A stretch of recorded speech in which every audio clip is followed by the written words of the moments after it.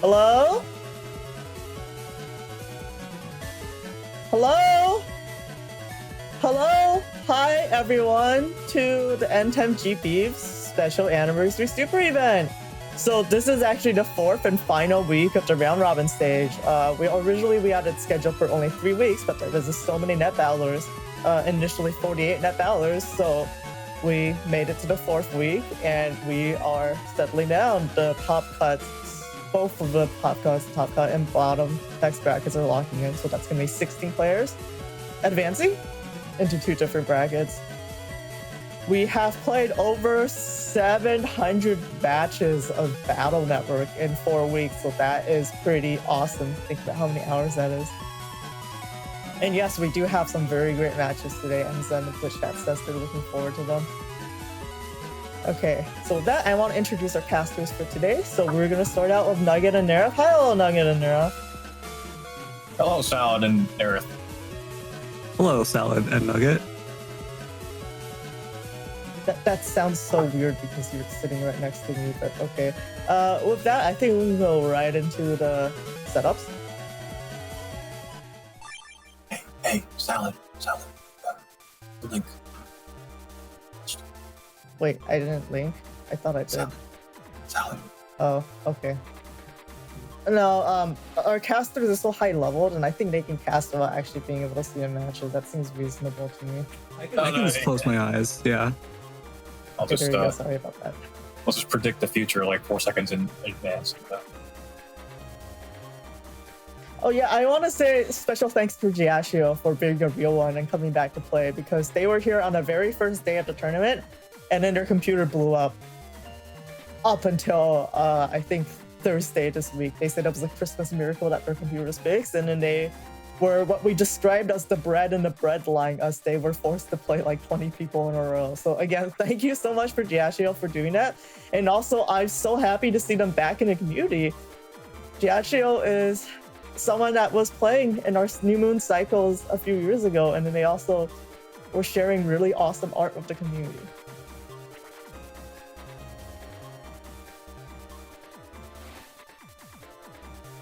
And then we also have ChinaTV here, who was a certified cheater.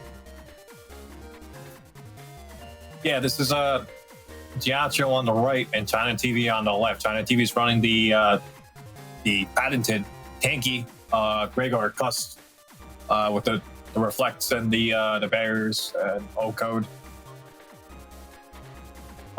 And the ratios might change from time to time, but this is what they play, and they're very good at it. Excited to see how it fares against Giacchio's double Gigaville. It's a hub and Bug That Thunder for Giacchio, and with some pulse, some Death Pulse splashed in. Zay is asking, ChinaTV is a certified cheater. Yes, ChinaTV is a known cheater. They also made it into the top cut by exactly 1 point in the Legacy Kickoff event over Symes, where everyone played like 47 matches. In this tournament, they turned to Winrack Colonel Force Gunda sold me, so I took like 1400 damage. Turn 2. And then they said, "I am so sorry, Salad," but they were certainly not sorry. So I have no bias here. ChinaTV YouTube chat. I joined the stream just to hear Salad calling me a cheater. I only speak the truth. So ChinaTV does like flexing the Coal Army start. One thing that I don't like about it is, first of all, for some reason their tags and regs are not centered on a sheet, and that's killing me right now. But second of all, they tend to use the current army just to move their folder along, even if there's no object. I would personally try to save it for a breeze charge, but that's just me. Yeah, it is like one of the trade-offs with doing this with like a Cuss 6 build. Usually, if you have like more room, you can play around with it and hold on to it for a bit longer. But when you're playing Cuss 6, I think it's just bothersome to have it in your hand. I think it just depends on your planning, because if, for example, you're safe to go into Erase Cross and then Erase Beast turn 2, then you can probably just save it. And there's people that like to full cast turn 1 even against regular, and that can be a free erase beast. I'm checking Diacho's folder, and I don't think. Yeah, I think it's safe for ChinaTV to hold on to it in this specific case because Diacho's only running that one red rack, right? So it's not like you have to be afraid of that pulse rack combo. Yeah, exactly. Yeah, it's gonna be interesting to see if that's how they move. They get a lot of value out of that Colonel Army. So I think the standout thing about Diacho's folder is they're running BDT, but they're only using 1 slow gauge, so that could be a problem against 2 fast gauge builds. They also have Destroy Pulse, which is not necessarily something you could see in every single BDT folder, but they are really doubling down on that. You are going to be paralyzed and feel bad build. Only 2 area grabs, which I think can add to some difficulty in terms of how oppressing and problematic BDT can be. Yeah, when I was playing them, I felt like the 2 area grabs was really, I guess, an interesting choice to make. BDT, I feel like, is a lot stronger when it's like 4 or 5 area grabs. I think it doesn't help that they don't actually have a banish or revenge. So, like, if you realize that, you can actually camp in the area pretty aggressively. BDT does have the unique perk of kind of forcing people off of your area because they want to dodge defenders and they can't dodge it the same row. But like it depends, right? Like if you have an invis or something, then you can still camp and really punish them for that. Yeah, I think we're ready to head into the match. It's gonna be interesting to see how Diacho fares against China. Against this poison panel field, the Colonel Army is going to show a lot of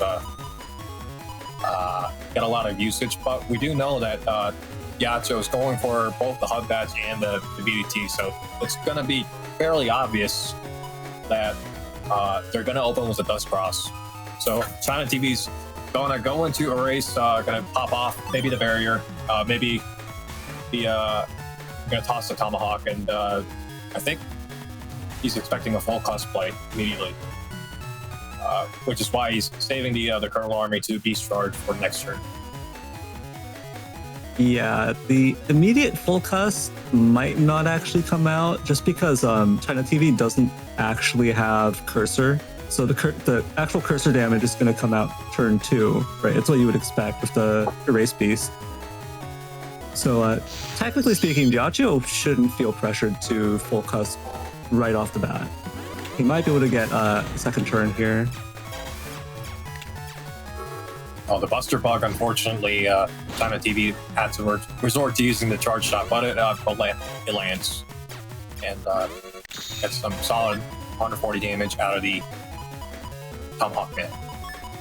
Yeah, and we see here that Diacho did predict that there was no, or rather gambled, that there was no Erase Man. So now they can go ahead and full cust right to start here.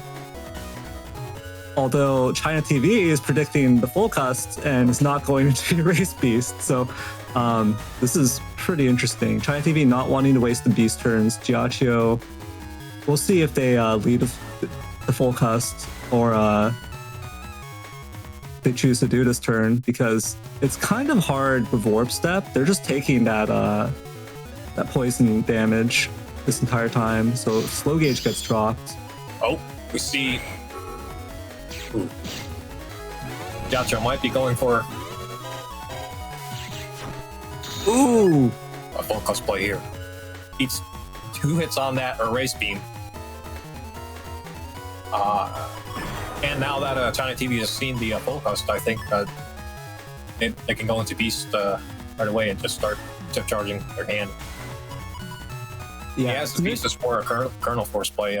Maybe I think Colonel Force might be at the bottom of the folder, given the rank and the tags. But yeah, that's possible for sure. It's really interesting that Diacho went for the Tengu play here instead of getting that extra full cust and Dust Big turn. So yeah, and he didn't have like a confirm on the Erase for us too. So this is certainly an interesting play. maybe they have like a batch already. Maybe they have a Bug That Thunder.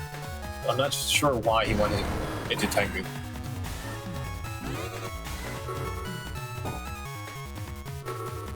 The Invis and the Trap aren't gonna get value against this. Oh, blocks. Oh, step dodges. Oh, wow. Oh man. Wow. I would say.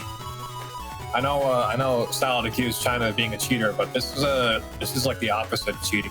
This is like Murphy's Law in effect for ChinaTV. Yeah, it seems everyone only cheats against me. I don't know how to feel about that. I would tell you now, if this happened to me, I would be pissed. ChinaTV definitely not happy that they lost all those chips just from steps. that's definitely depression inducing right there. You really want these erase beast turns to count here.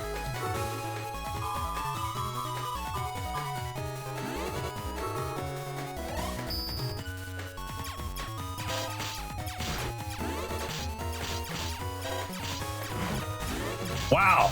Wow. Wow. Wow. And Wow. I don't even know if that's on purpose because they're just bustering. Watch him dodge this one too. I would be upset about that.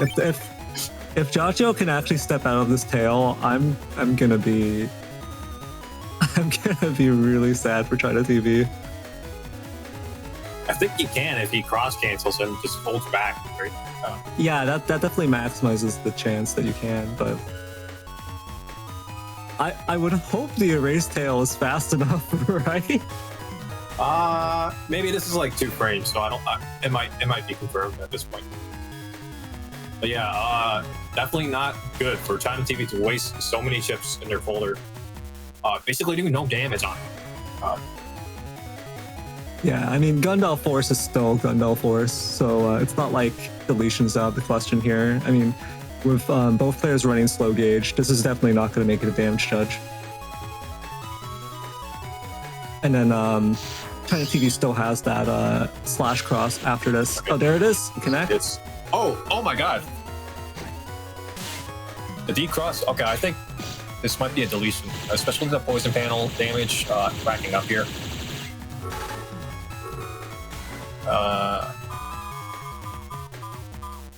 ChinaTV opting to use the bug fix instead of chip charging it. Probably a wise choice, getting the bug fix in there. I don't know if you would really want to beast charge that one. I don't really see the advantage of using bug fix at this point in the game. Oh wait, is there only bug? Oh really? Crap. Yeah, it's only Buster Bug and HP Bug for them. So. Well,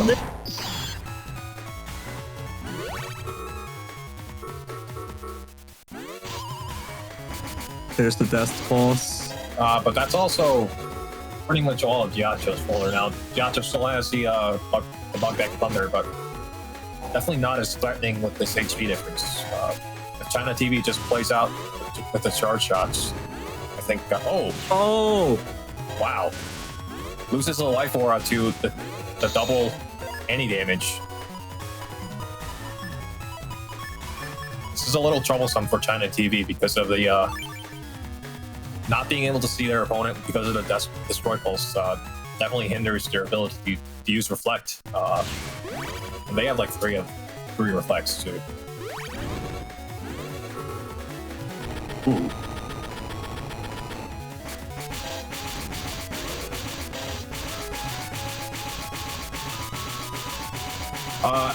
Jiaqiu's just going for the steady damage here. The slow gauge is going to run out, and ChinaTV misses an opportunity to confirm the Reflect.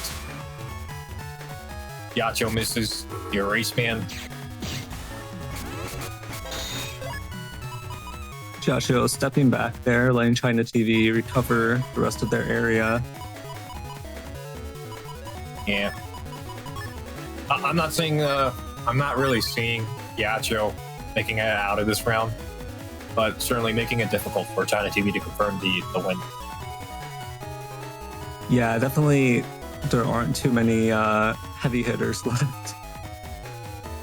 Yeah, we've seen the Destroy Pulse, we've seen the uninstall Heat Dragon early in the round.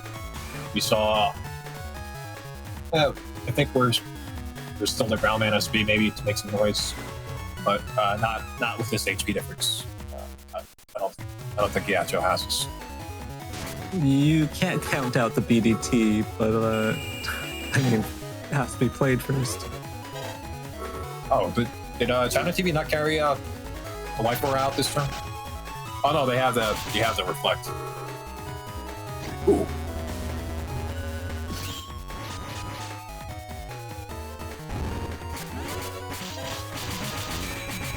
Oh,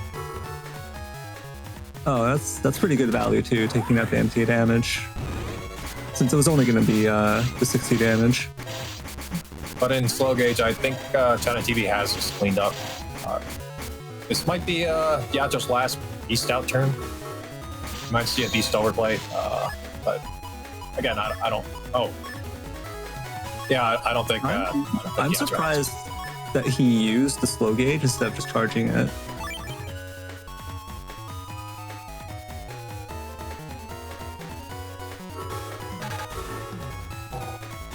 Finally, here comes the BDT, but with 200 HP left. 60 HP left. 0. Okay, yeah, ChinaTV cleans that up at the end. The very late BDT drop. Not able to get value. Moving into round 2, I think ChinaTV just has the template now. They're going to go for the same opening. They're going to wait out for the full cust and just kind of whittle away at Yacho's defense. We'll see if Yacho makes that Tengu crossplay again.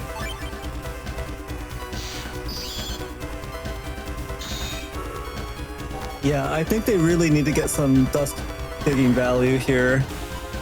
Yeah. Going to Tengu early last game, I think really messed up their chances of getting that early BDT.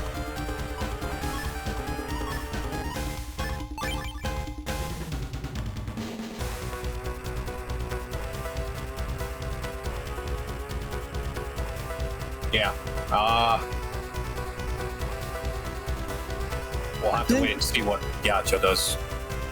I think everyone talks about the offensive potential for Erase Beast a lot, and they tend to be fixated on that, but I feel like for Yacho's game plan of playing Hub BDT, you really don't want to throw away that dust.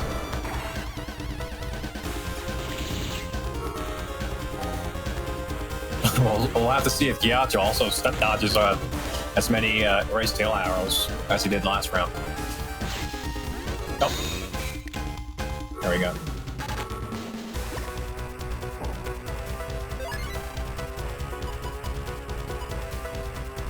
ChinaTV taking care of business with the Dusty Cross, and now Yacho has it's on their heels now. Wait, did Fullcast already get played? Yeah, for turn 1. Okay, that's really surprising. Yeah, we were just talking about it last round how Yacho shouldn't feel any pressure to go into full cost right away, but they just blew it and went into it, which allowed ChinaTV to just go into Erase Beast turn 2. Yeah, that's unfortunate. You definitely want that full cast to eat one of the Erase Beast turns. I could understand the pressure to use the full cast right away if it was like an F code or something, right? Because then you've got magnums and machine guns and all that. But ChinaTV's only cursor outside of Erase Beast is just the Erase Man. So, and honestly, taking like 240, that's not the worst, right? Compared to like a 420 Erase Tail. Yeah, definitely. Let's see, the movement on the first round was a I wonder. Okay, yeah. You dodged like 4 tails on turn 1, Yacho. That's not happening again. Statistically unlikely. I don't know what you're talking about. It's all skill, dodging the race tails. For a while, there were people that were convinced that, oh, I dodged tail arrows because I was skilled. And I was like, no, come on, dude. It's all luck. Yeah, the skill interaction there it exists, but it's really still guesswork. Ooh.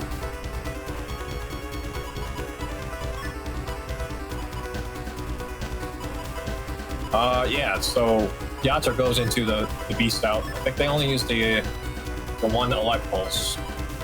They have one left for destroy pulse. I don't know if that. I don't know if ChinaTV is gonna play against it, maybe with the destroy pulse in mind this turn, or if they're just gonna go for chip charges. Okay, so definitely not a destroy pulse turn because of the heat dragon. Just getting some steady damage. You can only chip charge 3 chips in a normal gauge turn for race beast, I believe. Yeah, it's just like almost perfectly 3.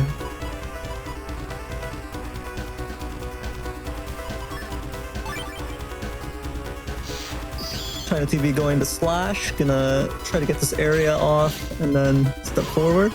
Like, gets hit by the dust pulse. That might buy Joshua some time. Would you buster in this situation if you were Yachu? They are blind, so you do get like a benefit of them not knowing where you are. You don't use it. That's a hard call to make. I think ChinaTV was misplaying that. They kept stepping back, predicting Joshua would be in that front panel, the perma hole, but Joshua just stood on the back, bustering the whole time. Yeah. Ooh, whoa. Oh, ChinaTV using their third eye to see that the Judgment was going to land.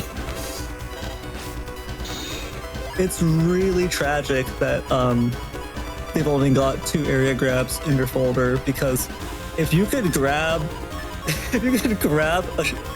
chunk Gregar in front of that perma hole and just get them stuck there. Yeah, you could carry it out to damage judge there and just went on the chip damage. Although I think Yacho's taking too much damage at this point too. I think it wouldn't even be a damage judge situation because this is a BDT build. So once you pull it, you're just spamming Dark Thunders on someone who can't move.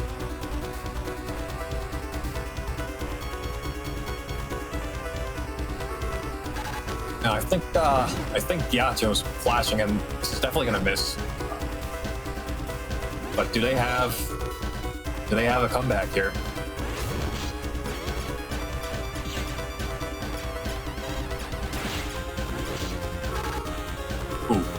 Ooh, double invis. ChinaTV might have to throw away the kernel force now. Oh no, they're just gonna wait out they're just gonna wait until the invis times out and go for the deletion there.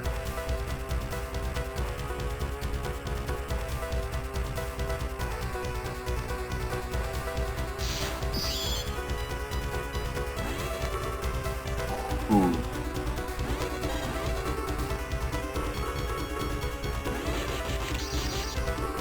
Oh, I think they clipped them with the I don't know. This the slow gauge might give them enough time to land enough BDT bits to win. Calling them bits is like itty bitty tiny little BDT bits. They just happen to do 200 damage. Don't worry about it.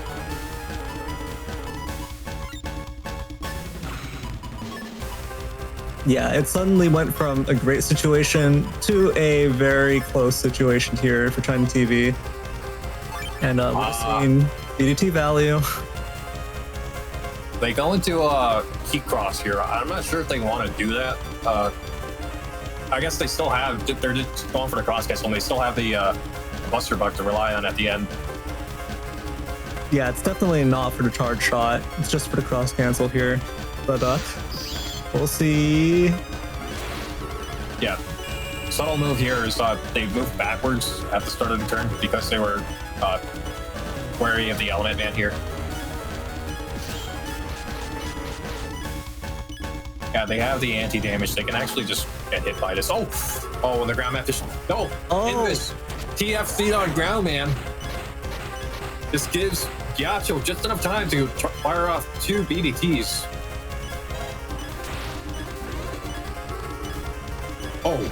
Oh, wow. Wait. This... Oh, no. You know what? If Ghiaccio had the hug match, this might have been doable, but the Buster Bug is still in ChinaTV's favor. Yeah, and now ChinaTV's got some defense here. It's gonna make finishing this off. Oh! Ooh! Oh, the whiff on the AI. Hallucinating. That is tragic. Wow, that would have been game. Yeah, this is why you can't rely on a machine to do a human's job, as they say. So true. So true.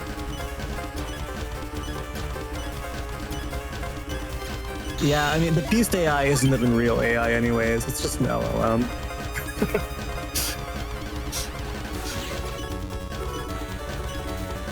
Oh, wait. No. He still has a...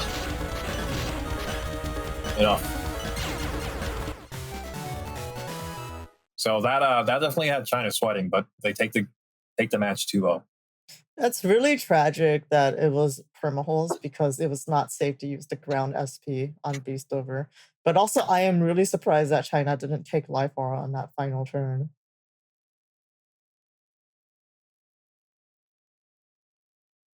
Okay, GG's to both players. Let's hop into the next set. The next set is KayThree versus K-Sky. Yeah, we'll see who the superior K is.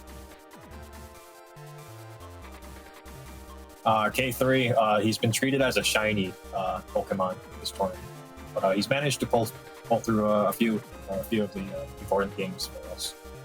This does not one of them. Maybe this has like bottom text bracket implications, but we'll see. KayThree, these players are running humor, emotion bug builds. K-Sky is running G-code, G-code focus here, some F code in there. KayThree is running an F code focused motion bug build. With a little bit of G-code. Yeah. I think the one thing is K-Sky needs a bug fix to fix their custom bugs, so they can't really sit on their chips as much as KayThree can. KayThree is really going to milk out the damage from the double damage motion bugs. Yeah, and both players running an install here in G-code, getting that Groundman SP as well. So the one interesting thing here I'd say is that K-Sky does not really have Navi chips. They've got Groundman SP, Eraseman, Element Man, and then that's it. Yeah, it's interesting to see both players running the Groundman SP as their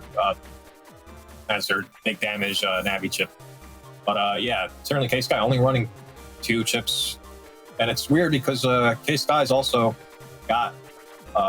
doesn't have the warp step, so theoretically they have the means to be more aggressive with their Navi chip damage. Sometimes the warp step builds or humor bug, you don't see as many like erase bans or judge bans just because it's harder to aim those big hits.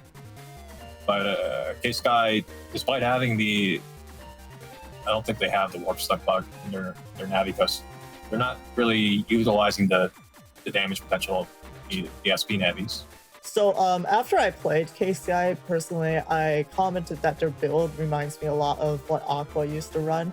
And they said, yeah, it was, I think, basically directly inspired, if not directly taken from Aqua's build. Aqua did run something like this in their very first bound or like 6th turn that they played here, I think. And then I think it's also very similar to their mod cards folder. It's just probably replacing the attack 30 of a double beast. Yeah. One of the nice things about this folder is you have access to like this cheap a discount version of the Tomahawk super boosted risky honey combo. And Yeah, but I mean, I think it's going to come down to whether or not K-Sky gets hit by the custom bug. Well, both players actually also have humor bugs, so that can lead to some really explosive swings. Definitely. yeah, it should be an interesting match. I would be shocked if this went to damage judge. I'm expecting one of these players will definitely come out on top. It's easy to say that when we look at Gregor's offensive crosses, but like the potential there. But K3, of course, with this build, you've got attack too, so kind of cursed charge shots will be coming out that are just not going to be doing the kind of damage we're used to seeing. It is really just all going to be riding on the emotion bug for both players and whether or not they get the procs, whether or not their hits land. So it's, I think, a really unpredictable matchup, and I'm looking forward to seeing who comes out on top. Yeah, let's get into it.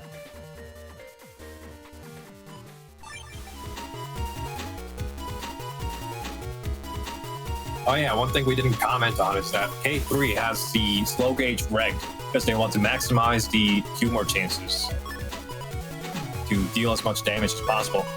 Their F code, G code focus is very much a read on Dust Cross, I think. But it's probably not going to come up in this humor emotion bug mirror match. Yeah, I mean, having a total of 5 machine guns seems a little overkill, but definitely you're really going to be suppressing any Dust Cross play early on. You see, K-Sky has the confusion and K3 has the blind status. So he doesn't trust the... Oh, the Magnum goes off. But where is K-Sky? That's not there. Not there. Ooh. Gets counter hit. Yeah, this the blind status can be really debilitating if you are going for... Oh no! This. That was also 2 times static proc. So the slow gauge gets thrown away here. K3 did not have the chance to use it end of turn, so yeah, that blind is doing a lot of work. Ooh, but this will connect. Ooh. Oh! Wait, Can we get double life sword? Can we get double life sword? I think... No. No! The K3 still has the trap up. That's it's a true. shame that K-Sky didn't even go for the supersonic there. Yeah, that would have at least gotten rid of the trap.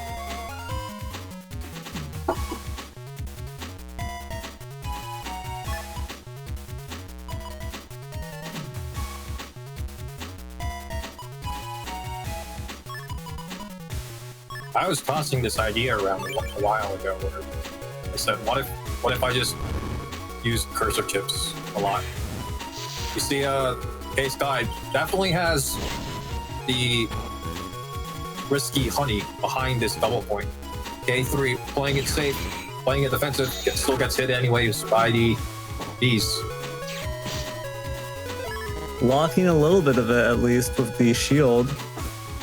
Yeah, certainly not as game ending as it could have been. Yeah, it also helps that of course that's just a double pointed bees, but there's no tomahawk charge or anything to further boost it. But I do think he got the humor proc on it. Yeah, it was a humor proc, so that was actually a lot of damage dodge. In fact, really good timing. Base getting K-Sky's blocked. getting everything. Yeah, Getting also so many 2 times procs too.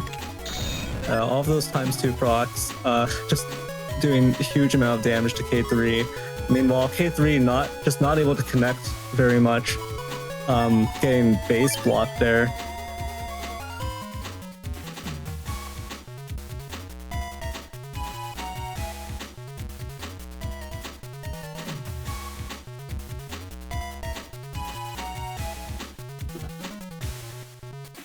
Yeah, this has shades of what happened to me against K-Sky when we played, where he just got procs everything very conveniently when he needed For some reason, the video, I didn't do anything. Who had a remote? I didn't touch it.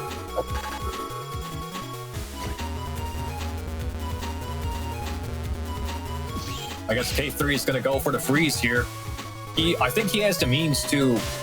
No, I don't think he has the means to connect an element SP for the 2 times damage here. Oh! Oh my god. What? Wow. Wow. K-Sky is in China, I believe, so their input delay must have been higher for this match. That's yeah, that definitely. K-Sky, oh no! obvious bubble star play. KayThree was playing against it, but I think they messed up the input there. Oh, single elements as element trap, really. We love to see it. Hopefully it doesn't get wasted. 480 damage to connects, yeah. It could be big.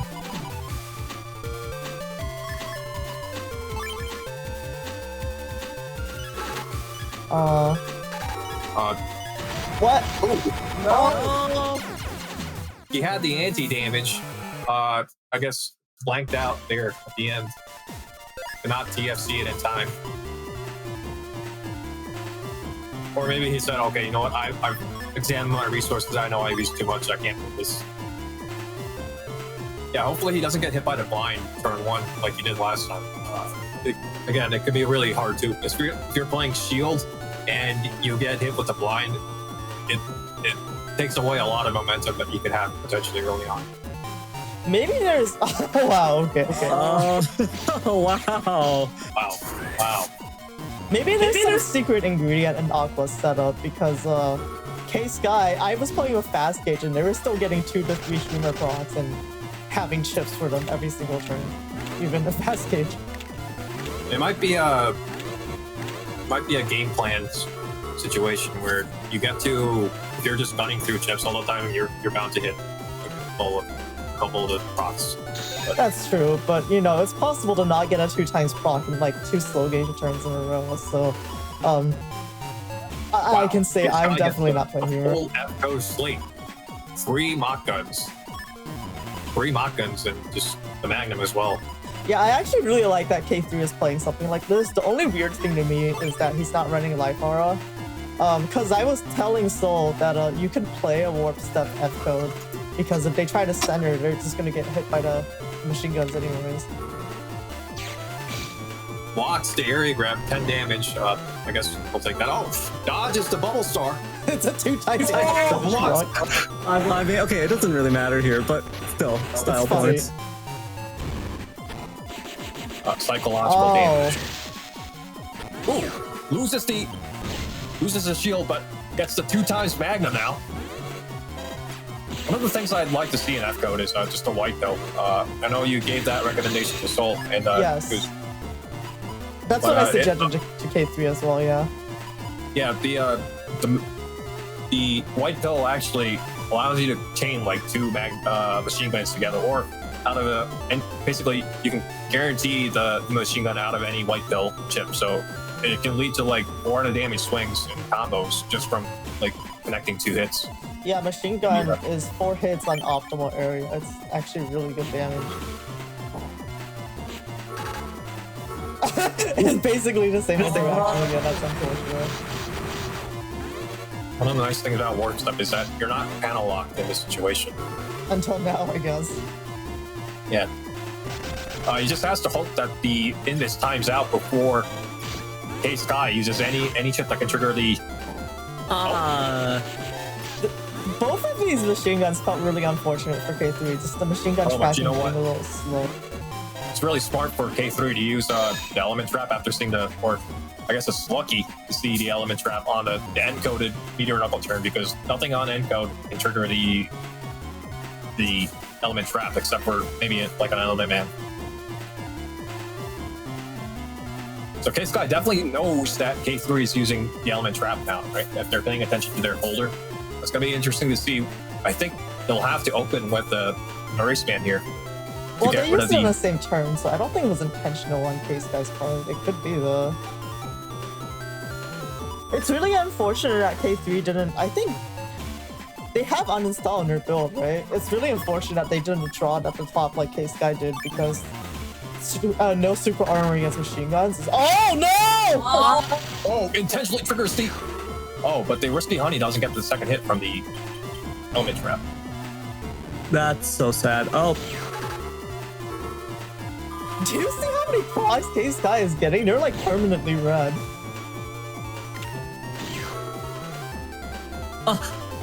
okay. Well, Boundary 5 music seems really fitting for a humor proc match.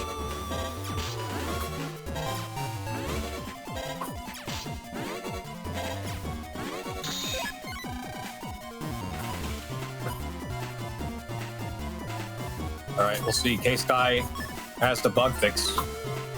No longer the emotion bug is no longer in play for them.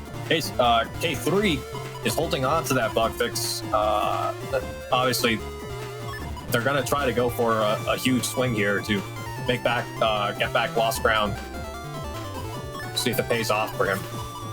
I just wonder if it's worth it because this HP bug has really stagnant. It's really eating up KayThree's HP at this point. It's This is a telegraph play for the Bumble Star chip charge for K-Sky. Well, we see KayThree aware of it and gets hit by it anyways. a very sad static, but oh, there's the lineup for Elec SP. Yeah, remember last game, KayThree missed the cross here. Lands it this time. KayThree has no means of actually dealing damage here. You know, it's really unfortunate that he has the warp step and he still gets hit by the dragons there. Ooh, base finisher though? Is that on the table? Yeah, especially if he leads with the base. He can just kind of make a judgment call on whether or not K-Sky is opening with an active chip, which would allow KayThree to go for the base without with nothing to TFC it on.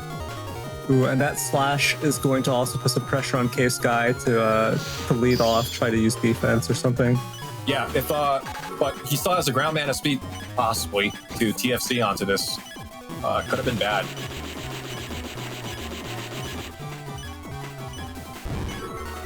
But what could this be? I think they're out of risky honeys. Nope. Oh, what? So he's gonna land this wind rack now, and it goes for deletion. Okay. Yeah, now we're on round 3. The wind rack just finishes the job there with no undershirt in play. But I don't think, after that TFC chain, I don't think K-Sky really had any chips left in their hand. There was maybe one chip at the end. Yeah, I wasn't really counting, but I think we saw all their chips. Yeah. Now we've got a very interesting field here. KayThree warp steps right to the front.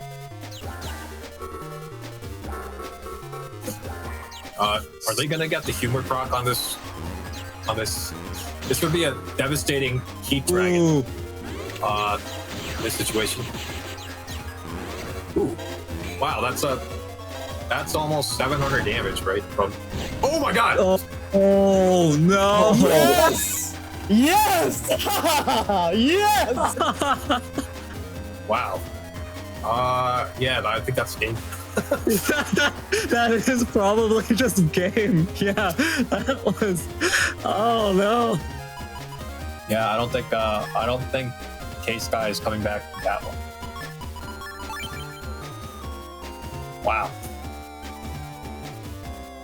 No, for all the times Element Trap probably fails you. I think this is one of those times where you're glad you're running it. Gets the insult to injury, deletion on grass with the Element of Man SP, 480 damage, no undershirt. GG's. That's it. Yeah, so when I originally played my A code, I did have Element Trap in there. Very funny against BDT as well. And so I didn't have humor bug, but I was really locked in. So I would specifically fish for counter hits with pulses and risky honey, get it, and then get the 2x element trap in. And then I would consistently get the weakness hit on like charge cross, triggering it, as in heat cross, triggering it, and on grass, fire on grass like that. So love to see it. You usually, or you didn't see any of those VODs because I think after that happened to them, people would just delete the videos. Oh. Yeah, that's certainly one of the strengths of A code is the risky honey makes it easier to fish for counter hits. G code, I think G code can do something similar to static too. Static, and I think G also has honeys. Yeah, G has honey 1. I think it really has everything. Yeah, I this think game does own N10ths. I love this game. That's beautiful. Yeah, I didn't know which way it would flip because you know, both players are running humor bug, but very that was a interesting round 3 to say the least. That was very funny because round 1 ended of that failed element trap 2x proc into eating the meteor knuckle. This is so beautiful. I'm so glad they submitted it. With that, unfortunately, we do have to go into the next match, but that is definitely a clip moment if someone gets it. Okay, me or my. We are in setups for Salad versus KayThree. So KayThree was a shiny, I guess that's why they're all here on stream last in the final week. Yeah. And you know, it's funny, they're running a really unorthodox folder. It could throw people for a spin. It's not guaranteed to like be a win or a loss, I think. Because of the way it swings, it's kind of like rolling a dice. If they high roll really good, it doesn't matter what folder you're playing, you instantly lose. So yeah, so the Salad versus KayThree matchup here should be pretty volatile, I think. Again, with the ×2 procs, right? Humor bug, it can get really, really, really volatile very quickly just off of the single ×2 proc base, right? ×2 element SP, ground SP, all these things can just have a huge swing. So Salad's folder, on the other hand, is kind of, I'd say more consistent or more steady, but it's going to be interesting to see whether these counter hits come out, whether the pulse rack combos and everything can actually connect, can actually take KayThree out. So yeah, I don't think there's too much to talk about in terms of the matchup. I gotta say though, Salad's not running the first pair. It could be dangerous against this strong F code folder. All the cursor chips that are probably going to be flying around from KayThree. Obviously, he could start the round blind, but it creates a natural disadvantage for any Falzer build when you see so many cursor chips in the folder, because you're going to be reluctant to go for that dust crosser for turn 1. I'm also not running full cost. That's probably the change I would make in my folder. I feel like I would just get rid of the area grabs, get full cost, and then get something else. But yeah, there is that dynamic where KayThree is going for the slow gauge and you're going for the fast gauge. I don't remember how many. Yeah, he only runs that one slow gauge, but you're both regging your respective gauge shifts. So that's one other thing to look out for in the matchup. Yeah, the thing is I have 2 fast gauges. He has 1 slow, and I'm also at custom 8. He's at custom 7, so I do have a bit of an advantage in my hand like that. Yeah, I think even before we factor in the dust cross and the kind of disadvantage from all these cursor chips from KayThree, you know, obviously being really, really effective at suppressing dust cross early for Falzar. Even before that's factored in, it's just like, on one hand, yeah, Falzar can't go into dust early against this type of build, but on the other hand, it also narrows the Gregar player in that the humor and the shield, all that value in the Navicus there means that you're probably not going to face like an early cross from them either. So it makes it more predictable in a way as well. All right, with that, let's get into it. I think it's at home.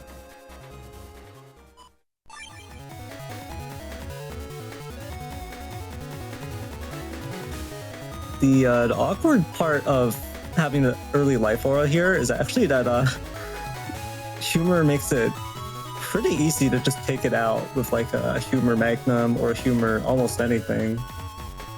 Yeah, I certainly had a match where I had a life aura and I couldn't roll anything because the proc just hit over it, and I lost pretty bad because of that. Yeah, Salad Magnum is really crazy too because the 2x Magnum actually breaks Holy Aura. So Salad actually is really brave here, just going for this. Okay. Yeah, I guess Salad's predicting machine gun, not Magnum here in turn 1. Oh, KayThree might have bricked. This is unusually.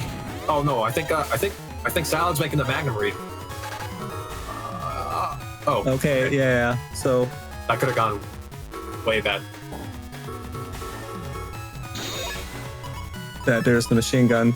So Salad did read that correctly. I mean, there's nothing to read. Salad guessed it correctly, I should say. That KayThree did not have that Magnum, or rather that at that point, right, that it was not going to be a Magnum turn. I figured that if he had a Magnum, he would have opened with it instead of the anti-damage, and so once I saw that, I went for it. Yeah, I think that's a pretty safe call. Yeah, it's always interesting to see what small details give away what they might have at the end of their hand. Oh. Okay, so no time to play those chips, but you do make it into the next turn, get more dust cross value. That might have been a race fan there. So unfortunately, KayThree was the bread in the bread line. Okay, so this is something I want to talk about. So if you're using a Life Pulse, if you're using Beast Rush, you don't want Color Bug because you cannot do a Beast Rush turn 1. If you go to Tomahawk turn 1, you still get the Color Bug status effect, and so you will lose your ability to do a Beast Rush. Now here, I triggered that Element Trap with the only wood chip I have in my folder, and I gave myself Confusion. And this is such a rare interaction because you don't see Element Trap that I just didn't process the fact that I was confused until just now. Oh, you're gonna miss the Destroy Pulse. Oh no. And now it's in place against a Warp Step user. So yeah, that Element Trap value was so good. Like, that's why I submitted this. I thought it was really funny. Yeah, that's something people forget. Like the Confusion and also Blind prevents the beast from jumping. No, but that's what it was. Okay, also yeah, here. Ultra Instinct okay. here. I knew it's safer to get holes. Soul, look away. So I know that Confusion and Blind does it, but I didn't process that the Element Trap gave me Confusion because it's so rare. So this is really funny. I always forget that it's Element Trap wood that actually gives Confusion. But it makes sense if you think about it, right? Just process of elimination. But like for some reason, mentally, I always just think like it's actually Element Trap ice or water that gives it. Oh. Yeah, the aqua that gives it. Yeah, I don't know. Don't look at me. I mean, it does make sense, right? Because Alike paralyzes thematic. Fire has a chance to do 2x damage, which we definitely didn't just see. Ice could potentially freeze. And then so they had to give wood something, which is nice of them. Not good for me though. Sad. Yeah, like process of elimination. Just like that, yeah, you can you can whittle it down and just be like, okay, yeah, obviously it's KayThree gets a really strong shield there, blocking off both the Judgment and the books, protecting the anti-damage, forcing Salad to burn another chip just to get the trap removed. This is actually an interesting position though, just because all these panels are broken, cracked from the Justice 1. this really makes it easy to actually just beat KayThree down. Well, no, because he has the ward bug, so he can actually just kind of like skitter away like a roach almost. Oh yeah, but you know, with no float shoes, you're still gonna end up breaking the rest of his panels. But with this one area grab, this opens up the movement opportunities again.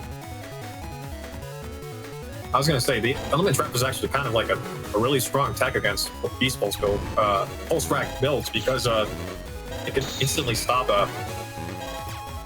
any Beast Rack combo due to the paralysis it triggers. This is really KayThree, by the way, just choosing not to go into the custom screen because they want the scrum brand, so I figure. Yeah, I think he telegraphed it pretty hard. Yeah. Also, Rocku says Salad just filled their second gauge. It doesn't matter because KayThree actually is only running one slow gauge. And unfortunately, based on conversation after the match, I don't think they were cognizant that I had fast gauges, so they used slow gauge at the very start of the match.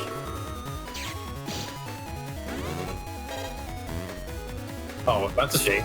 I mean, it's regged, and in open setups, it's pretty obvious to see what your reg tip is. Yeah, again, remember there were the bread and the bread lines, so I think they were just out of bread by that point, yeah. They're just kind of going through the motions and just like, oh, well.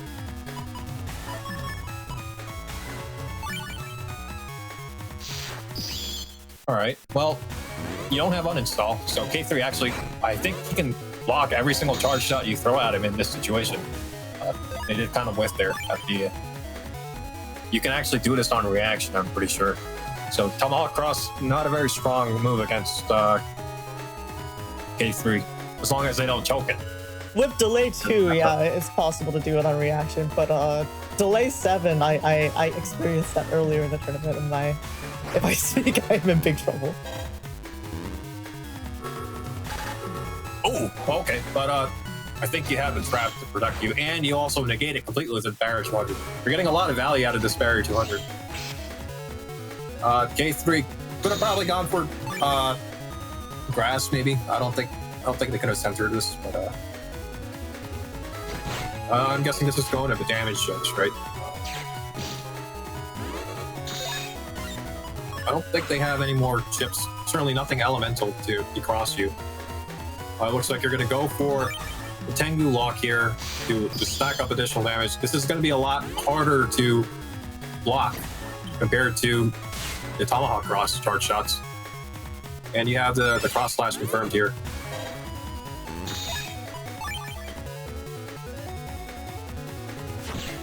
Yeah, even if KayThree makes the damage shift, I don't think he has anything. I don't think he has the damage to win. Yeah, I think not. Even with recovery 300s, or rather, the single recovery 300 salad play, the HP difference is so enormous that yeah, this won't make it the damage judge. There's the freeze, there's the deletion. I'm surprised you didn't beast over, but I guess you kind of knew everything was thrown at you, so it was just safer to go for the deletion.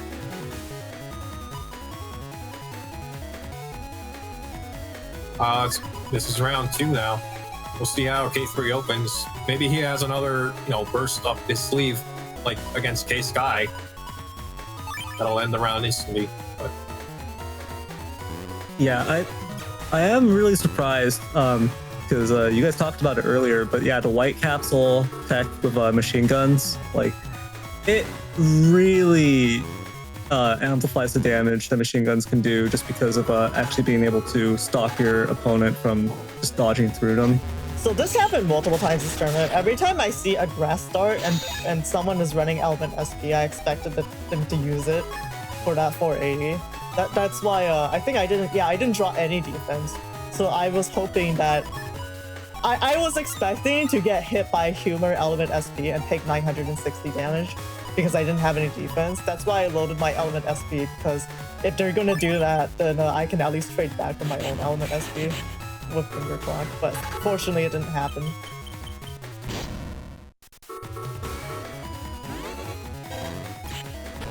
If KayThree had waited like just a second early, they could have gotten an extra 130 damage on that Magnum. Ooh, do you have a raw confirm on this Neoberry boss slash?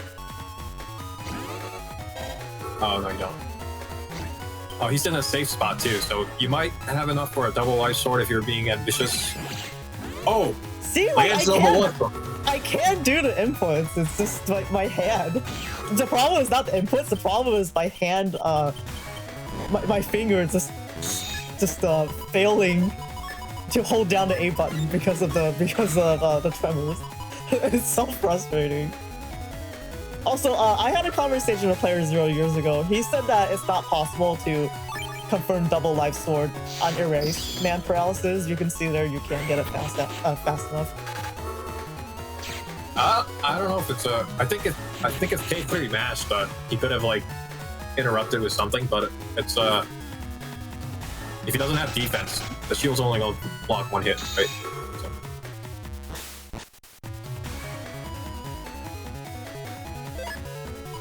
Yeah, certainly really strong if you can get the double life sword out. Sometimes it's a risk because you could fail and get nothing in return, so you're kind of gambling. But it's 480 damage if you do out of one chip, which is insane value. 440. That's 220. Oh yeah. I'm sorry, I got it confused with the element man first. Ooh, Judge Man is going to connect here, but you don't get any books, so the area won't actually return here. Ooh, I forgot about that rock. Yeah, I was like, oh, where did that come from? It's so funny when someone does left bees and then they go into beast out and forget about the rocks and they just shoot out instantly.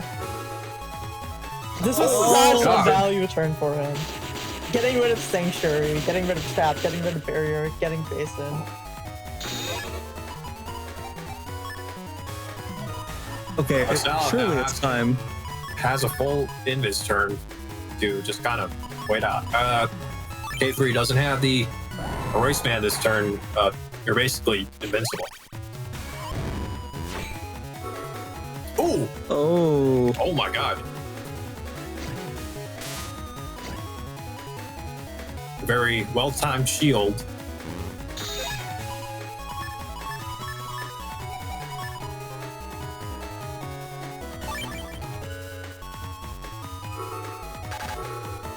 I think there's still a flash in Dangerous here. Not gonna take any damage. Yep. KayThree caught Master there.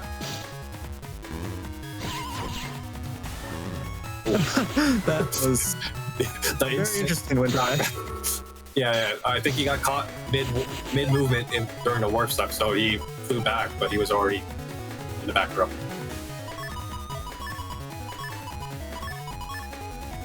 Ooh, here we go. Is it gonna land?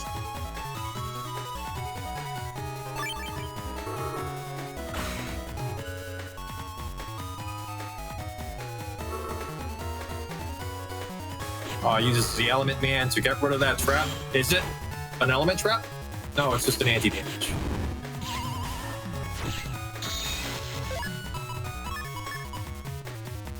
Alright. And this looks like the end of the folder for Salad, but I think she's well ahead in terms of both damage and possible deletions. Gets hit twice by the boomerang. Ooh. And KayThree can't see where Salad is, just guessing at this point. Goes for the clean deletion, but the parried anti-damage. I think KayThree played pretty well. It's just they didn't realize I had 2 fast gauges. So if they had a little bit of better tempo, like being able to get value out of slow gauge for a bit, then I feel like that would have helped a lot. I think the thing is, these humor builds, they're supposed to hit fast regardless of what gauge you use. So it's definitely a play style thing. I don't have much pressure in slow gauge for a while until I pop hub. So yeah, I still think it was better for them. Oh, GG's. Well played for both players, I guess. Okay, with that, let's go on to the next match. Wait, did you say well played to both players, I guess? Yeah. I mean, like KayThree, obviously he wasn't looking and wasn't really scouting for Yeah. folders, so like, I don't want to say brain dead, but was not playing up to par. Maybe. But, He didn't do his homework for sure. I mean, I think. Well, I don't know. I can't speak for him and say he actually looked at settings, but I think they were just really tired. Because He's just again, I kinda think like- this was like their 7th match or something. Like he just showed up out of his trailer, like, okay, I'm here to deliver like 3 lines and go back. So, all right, we're our next match here is Soup versus Salad again.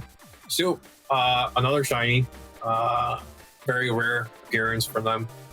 You know, we respect them. I believe they were the previous Moon Master. But Yes, they are. This is a really tragic combination, actually, because I didn't eat breakfast. So seeing Soup and Salad here, I'm just like, crap, I'm starving. All right, but yeah, it's going to be a Gregor versus Bowser matchup. Of course, we just saw Salad versus KayThree, so we've seen that J-Code, Beast Rush, Pulse Rack oriented build from Salad. On Soup's side, we've got this 1800 HP. This is a really interesting Navi cost, actually, when you look at it, right? It's 1800 HP with attack 2. Another attack 2 Gregor build. But it has all of the utility and stuff. Rush, beat, cust 2 in the Navi cust. But yeah, very interesting choice. You also see this is a base, no kernel force here, no Gundel force. You got the Z-code utility, and it's a double point. Yeah, so it's gonna be a double pointed base. I don't think there's anything else. Yeah, nothing else in the folder to pair with the double point. And then you got all of the E-code and the potential beast rush from that as well. Elect Swords, Wind Racks, and Pulse 2s. Everything in E-code. Triple Element Man with really... Is this a 0 anti-damage? I think it's a 0 anti-damage build with just triple invis and an anti-navi. So the anti-navi, when trap gets thrown down by Soup, you're gonna know exactly what it is. There's no mystery, but this is a really interesting build from Soup. Yeah, I don't remember if you played them. If you got the chance to play them, they pretty much revealed their the sauce behind the folder. The idea is they're going to force cross cancels, as many cross cancels against the Gregor matchup. Not as effective against Balzar. They do have the Element Mans, all 3 of them, to punish Tomahawk Cross, but that's the one thing that feels like a weakness for this folder.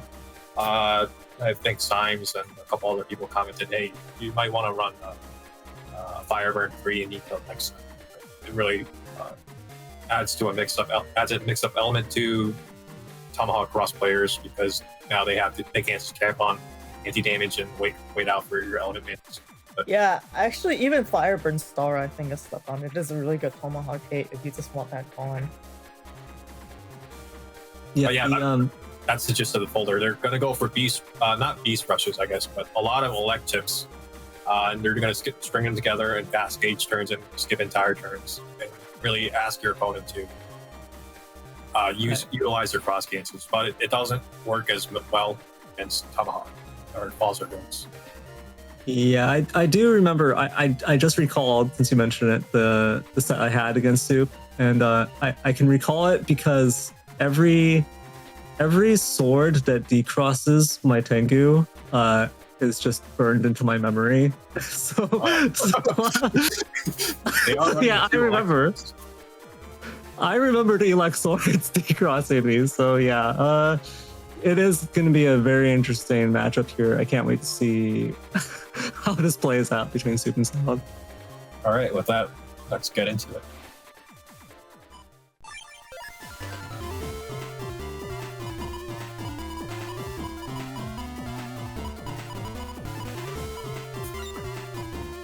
Yeah, so both players are regging the fast gauge here, but they're not going to get a lot of value out of it. I think Soup is definitely going to fire it off. I'm not sure if Salad is going to just toss it, or Ooh, yeah, I mean, You will take my chips out of my cold, dead hands. I paid for the entire folder. I'm going to use the entire folder. yeah, okay. Well, so yeah, probably gonna get like beast charges out of that. I mean, it's kind of awkward for Salad though, right? Because with a pulse rack oriented beast rush folder. Oh, okay.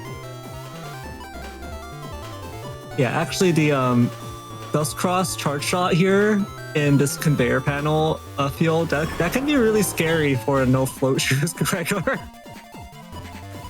If you get trapped, it's just like, Yeah, I guess the silver lining is if he sees it, he does have 3 element mans, so he can reset the field as soon as he sees it. But that is true, yeah.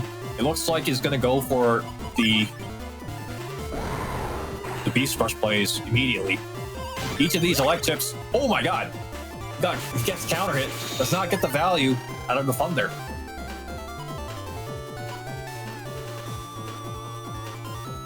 Oh man, I love the frame this stopped on the cut screen. You just see Salad floating.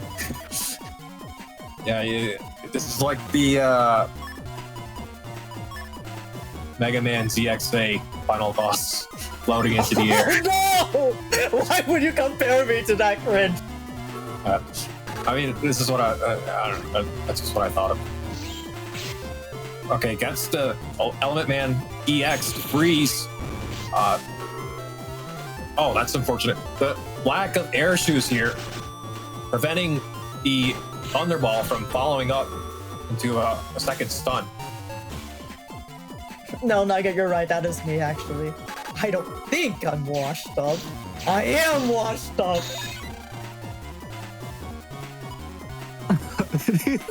These thunders. I don't know what to say about them. It's so funny.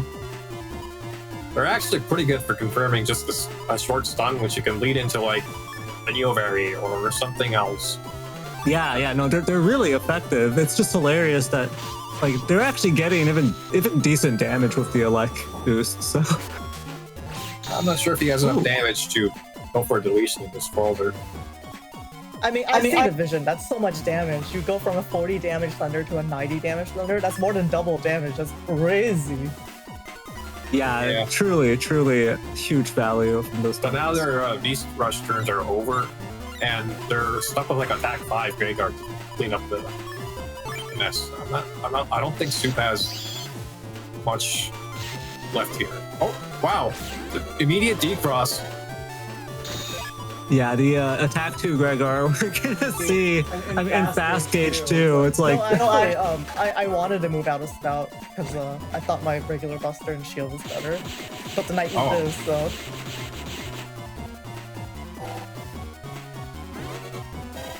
Well, that is pretty smart. I'm not sure if it pays off for you, but I guess that is some big brain play.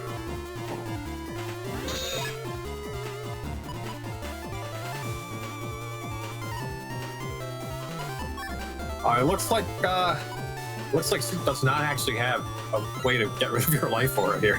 Very unfortunate.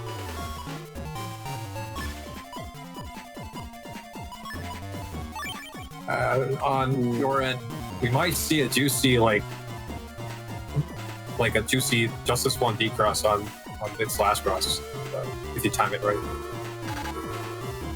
Oh, okay. So the anti-navi does save Soup from that combo, but the wind rack into the Justice 1 is still a possibility here. Ooh.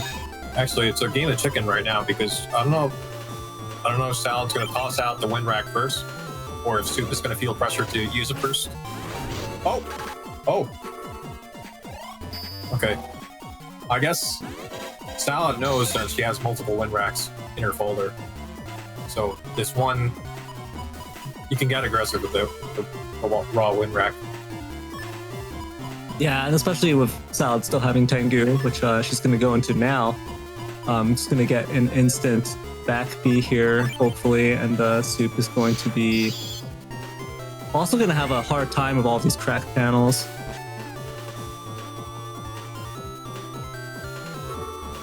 uses the Element Man as speed to get rid of the Life Aura. Oh, Salad. Nice movement, blocking that that area. Ooh. Huh. Something that I think didn't get talked about was I think when Soup used that base, he was actually in slash cross at +1. So he was just kind of he uses his crosses really well. He was just kind of putting in pressure just by being in slash, and then so I used the life bar and ate the base. That's kind of tricky though, because you can't TFC if you're base into a flashing opponent. So if you're just like laying it down as slash cross, there's like this window of opportunity where you can both TFC and defense and not like. Yes, exactly. That's why it was really smart, because he went into slash, but he wasn't actually using the CMs. It was just the pressure from being in slash. Yeah. Like, it was actually very interesting. I mean, I fell for it. I just gotta say, I tried that a couple times and it did not work in my favor. yeah. I mean, my opponents were stronger than me. So. You talked about it back then. That's why Tomahawk and Tengu has special value. Yeah. Because you don't have to play mind games in that case. You can just like lay it down and they have to respect the damage there. I'm not sure who's ahead. I think Soup is still ahead on damage touch. But you have the destroy pulse here to make that final push.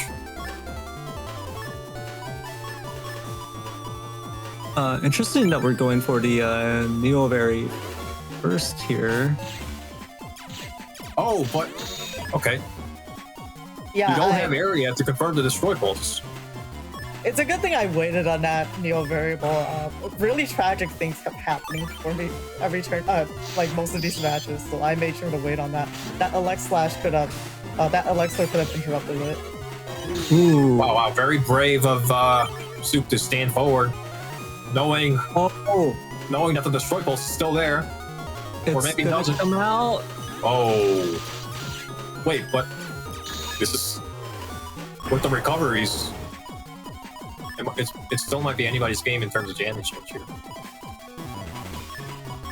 Oh, Soup gonna go for the double point beast overplay. That's actually such a big brain combination of the double point win rack into the grab revenge.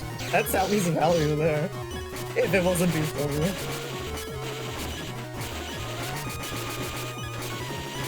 Actually, if he had done that last turn, he could have survived this beast over turn. Yeah. Using steps and okay, so it looks like Salad wins the round, but it could have made a difference if he did that last turn, the turn before. Yeah, I almost lost a round to the Baby Thunders. Yeah.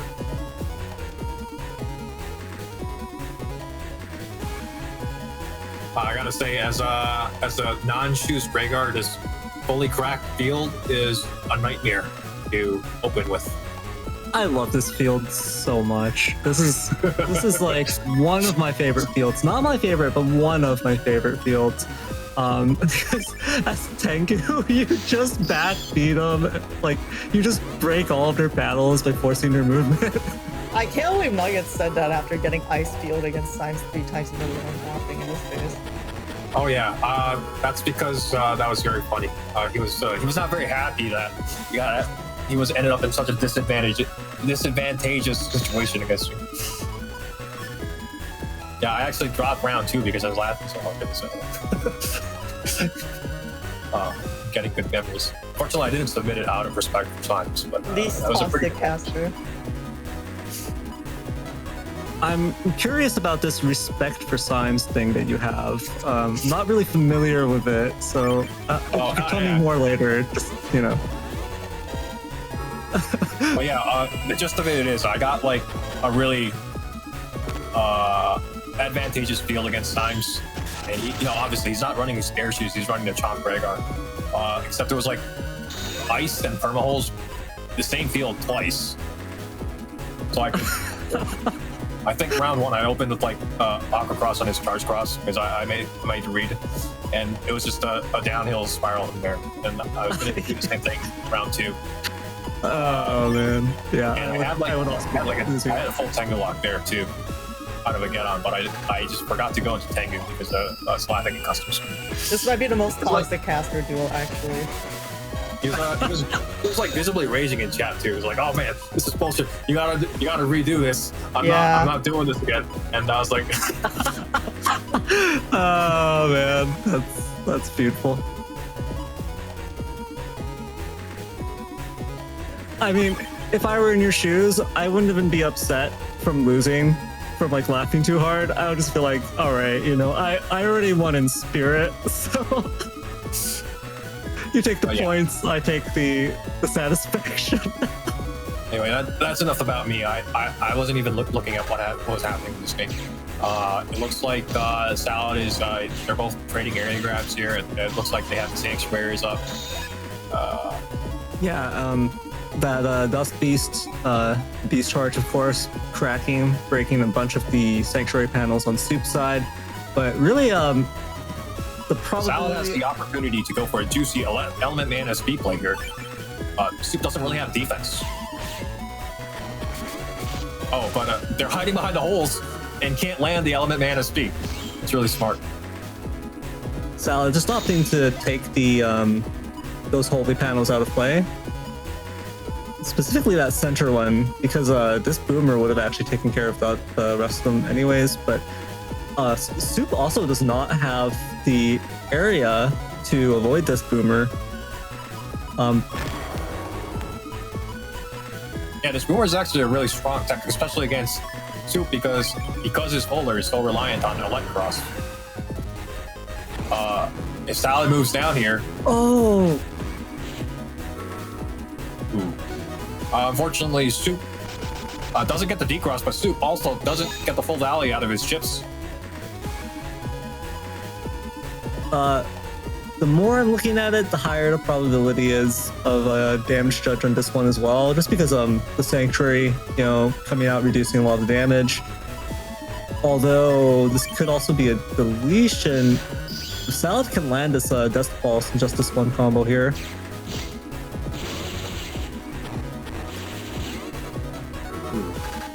Not ideal position for Salad to... Oh no! That's going to carry over into the next turn. The stun's going to last long enough that Salad has to make a decision on whether or not she throws away the Death Pulse. I think it's fast gauge, right? I mean, like, I think you have to carry the Death Pulse over. Because just the value from the, you know, the cust HP bug, the blind, and just the 200 damage on these holy panels, like, it's just too good, right? Yeah. Especially in a game that might go to damage judge, right? You want every single point of damage here. Oh, Soup just out of range for the Destroy Pulse and lands the Shock Breath on Salad. Now that's another time-skipping moment where Soup gets to carry on this stun into next turn. Oh wow. Oh my god.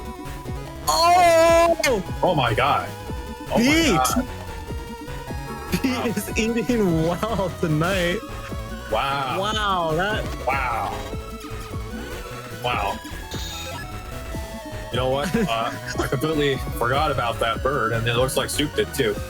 Very unfortunate. Wow. That could have been huge for Soup. That could have just won the round there. Always bring a bird to a base fight. Oh my god. That's brutal. Losing your double pointed base. Of course, it was only plus 40 on that, but still a ton of damage. In fact, that was like Soup's only big hit remaining. This is going to be really dangerous because Soup, I think, is going to be incentivized to step forward for the charge tackle eventually. And once the center panel recovers, Salad can go for the back B Death Pulse that they've been waiting to do for like 5 turns now or something. Yeah, the red panels is actually really unfortunate. very patient. Oh, but it looks like Soup is gonna go for the defrost here. Oh! Oh, wow. the Element EX comes out here, gonna get the freeze. So avoiding the Tengu rack. Oh, wow. Freeze break right there. Wow.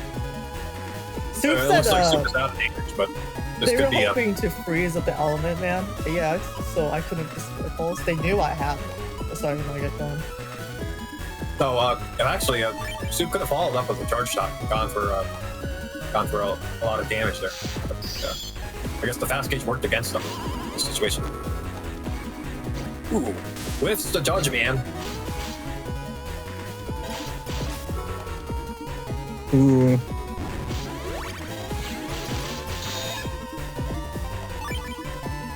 But yeah, it looks like Soup's out of chips now. Not sure if they can. This is turn 13. All they have to do is survive 2 turns, but I don't think they have it. The Tomahawk Cross has the charge shot locked now. Yeah, and despite Slash Cross DPS being so good, Tomahawk, when you can just confirm it like that, Neo very finish with Sonic Boom. Yeah, I don't think it was gonna come down to it, but he is also missing the undershirt from this Navica. So, well, GG's. Unfortunate that the base, if that base landed, that would have deleted Salad just from the HP difference there. Yeah, definitely. That was a really close match right there. Even the damage judge, that was like 60 apart or something like that. Yeah. Unfortunately, Soup did take the set against the other person in Team Salad's room region. I don't know what you're talking about. Anyways, yeah, that was a very well played from Soup and Salad. Okay, all right. GPs. Let's go into the next setup. I think we're swapping out casters, right? Oh, which one of us is getting the boot?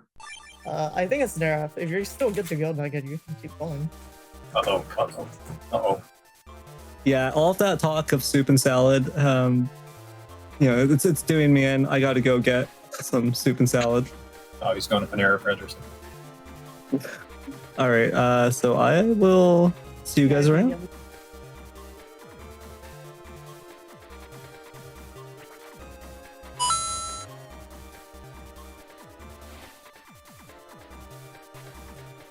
And with that, we have swapped casters.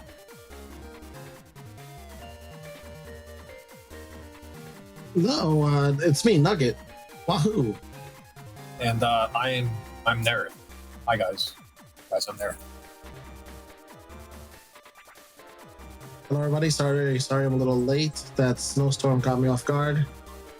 But thankfully, I was on time to see the Soup versus Salad debate. I'm finally glad it was settled in. It was settled in not Smash, but Battle Network. I don't think that was a proper Soup, so that's not fair. Okay, so all right, so we're gonna have to try it again later on then. For proper Soup versus Salad. Yep, this was not a fair Soup representation. Well, we will put a pin in that for now then, since now we have our next match. A professional versus a caveman from an anime. Yeah, so this is he goes by Sagan. I don't think he ever actually answered how you're supposed to say it. And this is actually Sagan has been really faithful to the N10thGP because they are there frame 1 for every single video we put up and basically every single stream. So they've been watching for quite a few years now. But they actually have not played in our tournaments for a while. They did when they first joined, I think. So it's really cool to see them in this tournament. And not only that, but they are actually very solidly in the top cut. They are playing really well. So that's very exciting to see. Animecaveman is also someone that I think joined within the last year, and they have been getting very good results. They put a lot of time into the game, and is also our resident BDT lover. Yeah, not sure if it's been mentioned, but this is actually two of the top cut. This is like an elite matchup. Not to say that the other matches before weren't like up to cut, but this is like this has like real ramifications in terms of like seeding. Yeah, this affects. Really excited to watch this because it is like two high quality players. Again, not to say like the other ones that we still have before weren't high quality or anything like that, but this is really exciting to watch. Nugget, you gotta have PR training, man. Wow. Anime Caveman going from club to scissors. Can't get any more top cut than that. But we should probably take a look at their setups real fast. Hold on, that was. Yeah, sorry, I was gonna make like a rock paper scissors joke, but yeah, let's go to setups. I'm already liking what I'm seeing for Sagan from Yu-Gi-Oh! To Battle Network. I see Magnum and Summon Black, two chips that work very well together, as Magnums will make the holes and Summon Blacks can be summoned from those holes. Although W is such a weird code, but I guess for such a strong chip like Summon Black does like 250, right? 260. Yeah, W is a really high momentum code, especially in Crack Shoes, Rhaegar. Both players are going to be running the get on, but early momentum is definitely going to go in Sagan's favor as he has that Magnum regged. Anime Caveman always going to be wary of these sort of players and make sure he has the life aura or barrier before they go into Dust Cross. So just one interaction to think about while we see this open. I'm not sure if Sagan knows the playbook, but Anime Caveman almost never goes into Dust Cross unless he has a barrier. So, which means that one of the things you have to look out for is if you are going to go for that early D-Cross, you want to carry both Magnums with you so that you guarantee the D-Cross. Yeah, getting rid of Dust Cross early it can really cripple your strategy. Like it hurts when you don't have a good hand, and you really need to get those chips out of there.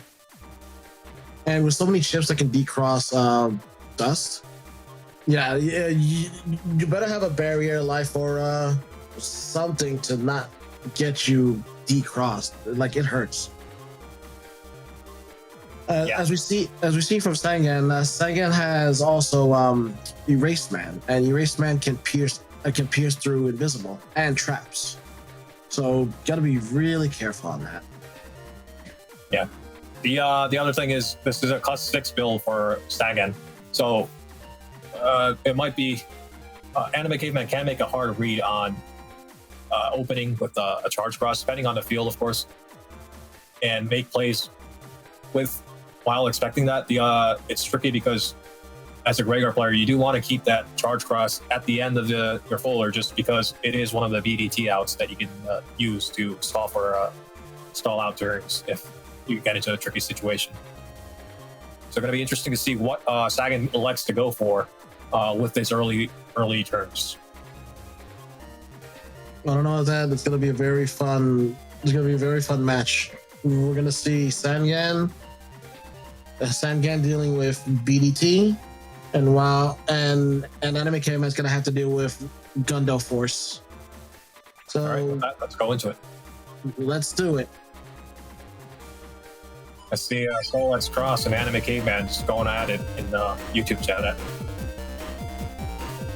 All right, we're looking at this from Sagan's perspective. We see that he has the double Magnums here and draws the bug fix. The bug fix probably not going to fire it off immediately because he does need access to the crack step to fire off the Summon Blacks. But this is very favorable for Sagan. But it looks like they're going to go for the Grass Burn Element SP play to start the match. And also, I want to remark again, bug fix first turn? Why not me? Why am I the only person incapable of this power? Sagan, you got to come up with your, you got to come up with your own folders. You can't just steal the well-performing folders and expect you to be a better player. Oh, are we shaming liberal in chat? Yeah, we should do that more. Yeah. Yeah. It's like, oh, maybe I might just net deck this high quality player's folder. It's like, nah, come on, dude. I mean, I think last week they were saying they were gonna steal my folder. I don't know why they would want to do that with my results. Oh wow. I mean, you are in top cuts. Whoop. Awesome. Well, yeah, I'm sorry. It looks like Anime Caveman didn't have the bear this turn. They're gonna go for. It looks like Sagan's gonna go for a charge cross play now. Yeah, he's holding on to both magnums in anticipation for when Anime Caveman goes into Dust Cross. All right, it looks like Anime Caveman got the Dust Cross. Goes immediately into full cross. Oh, you know what it was? He was flashing at the end of the turn, and he's going to utilize those flashing frames to get a safe full cross out. Very heads-up play from Anime Caveman here.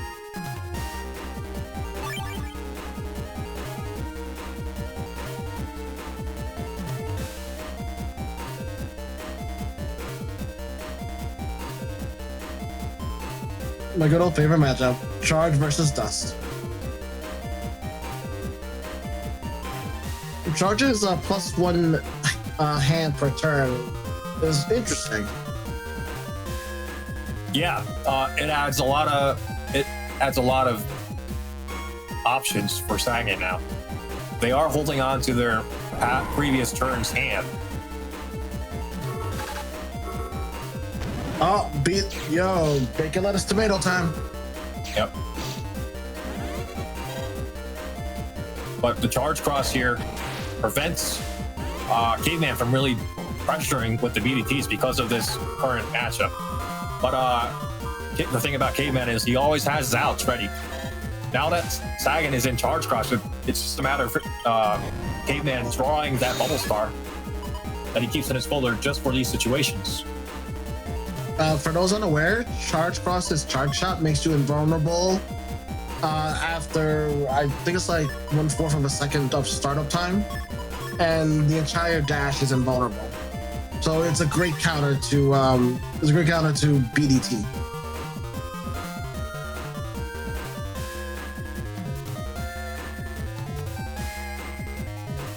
No, very unfortunate for that Magnum miss. Floating in the air means you're technically not on the field, so. Tell you what's unfortunate, Anime Caveman had to use one of his area grabs to cancel out Sagan's early momentum. He has, the ratio is 4-5 in Caveman's favor, but every one of these is counts for the ultimate pressure that he applies with BDT. Oh, gets decrossed here by the Magnum. Oh, decross. That's right, 260 damage. Sagan has a huge HP lead at the moment and has both of his recovery 300s in his hand. Not very favorable for a BDT player to be against. You kind of want to win on advantage over time. It's a lot of HP to whittle down at this point for Anime Caveman. And on top of that, the barrier 200, that's a lot to go through. Now, Anime Caveman, if he's feeling risky, he can go for a Tengu play to get rid of that barrier. He also has attack 5 just from his Navicus, so he has a lot of options to go for to put pressure. We're going to see what he goes for ultimately. Oh, that was the interaction of being invisible with a barrier. Yep. Oh wow, very unfortunate. Sagan is just applying pressure, just getting his damage in from all of his mega chips. 140 damage. Oh, gets to decross. Oh, decross. Wow, that was a good bit of damage right there. Wow. And the decross on top of that. Yeah. Anime Caveman was waiting for that decross to finally apply pressure with the BDT. Now that charge cross is gone, he has all the momentum in the world. Now, can Sagan survive? He doesn't have much defense other than the life aura here. He's going to attempt to reset area with the wind rack and the area grab. Unfortunate that Anime Caveman opened with the barrier 200. That's completely negated by the wind rack. Oh, but Oh, here it tricky comes. situation for Sagan. He's probably going to eat at least one of the BDTs this turn. Okay. Interesting that the Anime Caveman didn't opt to fully charge and release that last shot. Yeah, Sagan, it looks like they're waiting for a Gundel Force play. Or actually has to use the pieces of the Gundel Force to get out of this tricky situation. Yeah, despite the HP difference, Sagan really on his heels at the moment.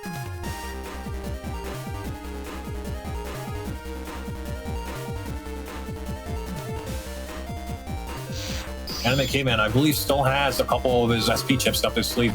Oh, the get on! Now, both players are running air shoes, but Sagan was uninstalled earlier in the game and can't capitalize on positive area, even if he gets it. Oh no! So good! Ah. Well, actually, this might be a decross. Oh, for. Okay. Wow. Anime Caveman survives on 1 HP. I cannot believe that HP turnaround. That massive HP gap is gone. Although there's still the HP 300s in hand. But yeah, Sagan actually still has the 300 1200 effective HP as long as he gets these recoveries off. I'm not sure what Anime Caveman has left up his sleeve. He still has, I believe he still has the Ground Man SP and a couple of the Element Mans. Can get these off. He's not in great position at this moment to just fire off a Ground Man SP. And Sagan keeping his anti-damage, while the Grab Bandage reveals the code for Anime Caveman. He's running M code at the moment. ow. Oh, this might be a Muramasa play. That's deletion. Oh, Anime Caveman takes round 1. No undershirt. That's yeah. As soon as he saw the Grab Bandage, it looks like I guess he was confident in his abilities to trap and stun with the Bug That Thunder to go for the raw Muramasa afterwards. And again, yeah, you're right. No undershirt for Sagan. He might have been able to pull it off if he had it, but unfortunately, did not come into play.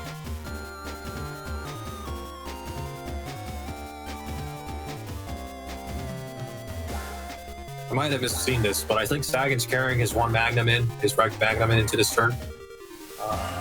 Again, Anime Caveman is very conservative with his Dust Cross use, despite being a Bug That Thunderbolt. So if he does not, he's not going to get the D-Cross Valley out of this one Rec Magnum.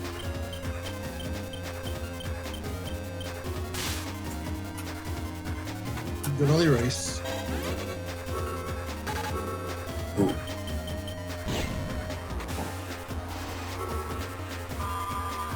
Oh, it gets the bug fix. Turn 1.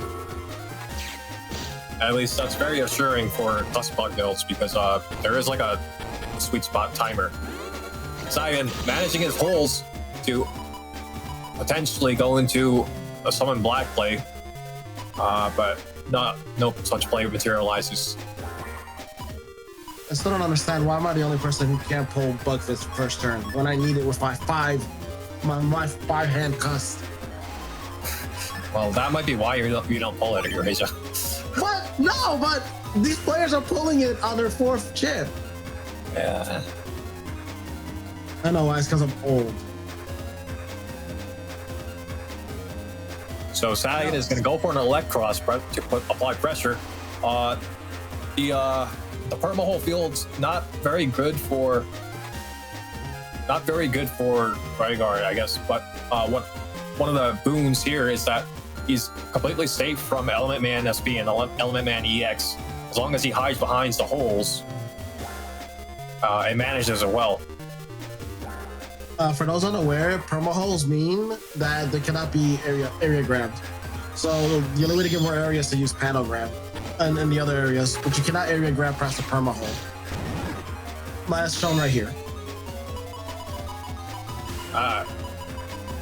It looks like Anime Caveman drew his PDT without going into Dust Cross once. That means that he gets to save that Dust Cross for much later use. Gonna see if that has any ramifications for the match.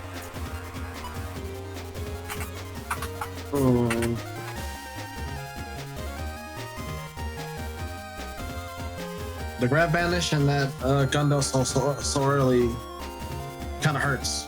It's just gonna be there in the hand for a while. Sagan thinking through his options at the moment. I don't know what there's to think about, but menacingly glaring at Anime Caveman, frustrated at the full cost. Standing there menacingly.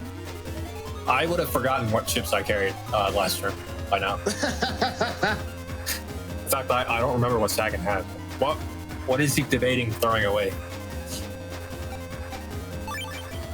Okay. Okay. Oh, the bug fix. Okay, so he has to like fire this off.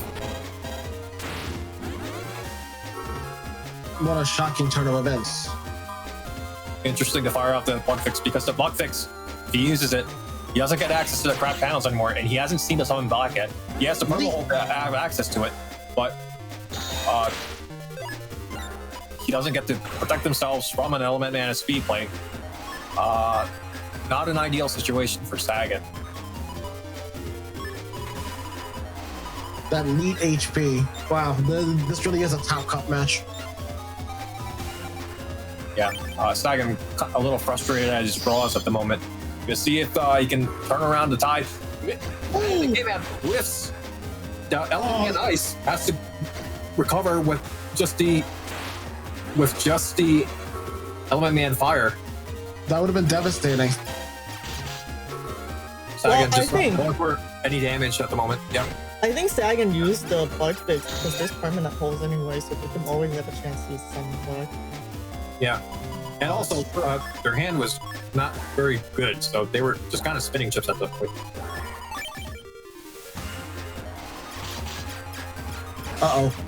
So, Anime Caveman trying to get that anti-damage scraped off, but not getting, not getting it off, and actually eats at least 2 charge shots while doing so. That's a huge momentum shift in favor of Sagan.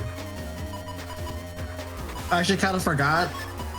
If you use Bug Death Thunder, you actually lose out on the Beast Buster. That's actually a boon for Anime Caveman, though. Although it didn't work out in his favor, that allows him to use the Bug Buster to scrape off anti-damage. It looks like Sagan threw away his anti-damage here. They're just gonna sit on defense. I think they realize that they're ahead. Wow, this is really unlucky for Anime Caveman. He's not getting anything at all. Dang. Fires off the slow gauge. Maybe next turn. Oh, loses the barrier Instantly from flashing, yeah. Yeah, this he's losing a lot of resources on that one anti-damage.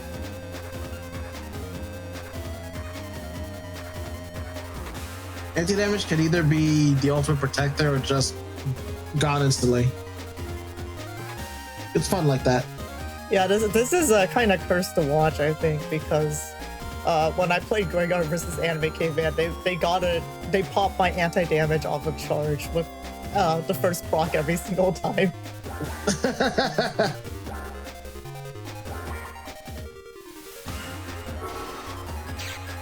Anime Caveman posting in the YouTube chat. He's not a huge fan of the perma-hole fields. It's definitely not working in his favor. He can't get aggressive with the with the BDTs and the area grabs. I don't blame him. I don't like the perma hole field either. I mean, I think it's different if you're playing something like air hockey or base anomaly versus like, what? Wow, that's big. That's unfortunate. That is a huge turn of events for Anime Caveman. No, I gotta say, Sagan, he's not really applying much pressure on his own. Anime Caveman is kind of like tumbling out of his own plate at the moment. Like all I think Sagan has done is all Sagan has done is like just sit on defense, and Anime Caveman unable to remove these anti-damages and just getting decrossed by the losing his Tengu cross. So very unfortunate situation. Sagan, it looks like he messed up though. He carried a kernel force without the beast out. All right, there's no bonus. Oh, that perma hole actually stopped the full chain. Yeah. Anime Caveman is saying they didn't like the perma holes here, but I think the perma holes are actually, this is the one time where it's actually healthy, where it changes up area grab heavy folders, because area grab heavy folders are really strong. Yeah, he is 5 area grab, so that this is actually a really debilitating setup for him. Because it completely neutralizes his advantage over like 3 area grab and 4 area grab pillars.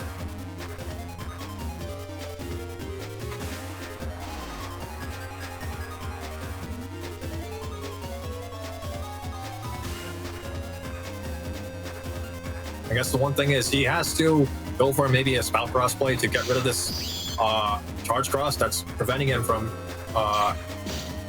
pressuring with BDT. Oh! Wow. Watch out! I think he can step out of this. Yep. Yeah, there it is.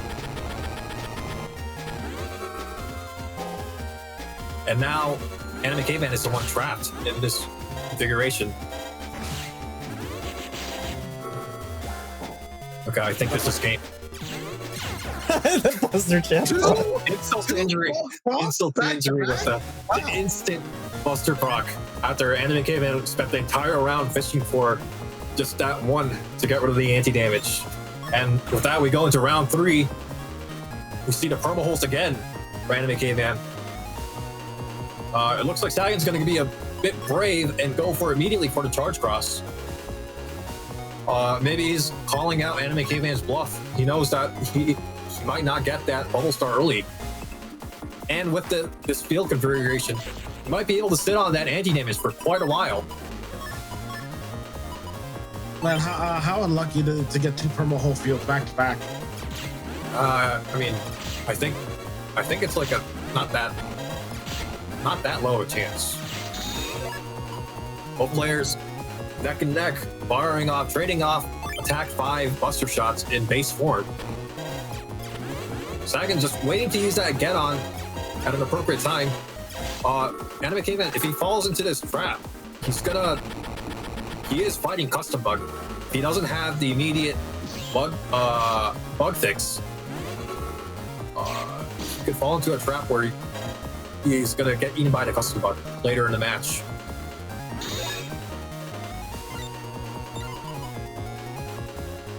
Now, Anime Caveman did end the turn with Nimbus, so he's basically has a safe dust cross here. I expect to see that this turn, especially if he hasn't seen his Bug Death Thunder or his Bug Fix set.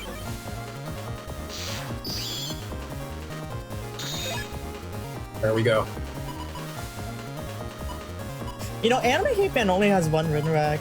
Did Sagan ever go for a new race start? No, I don't think so. Nah.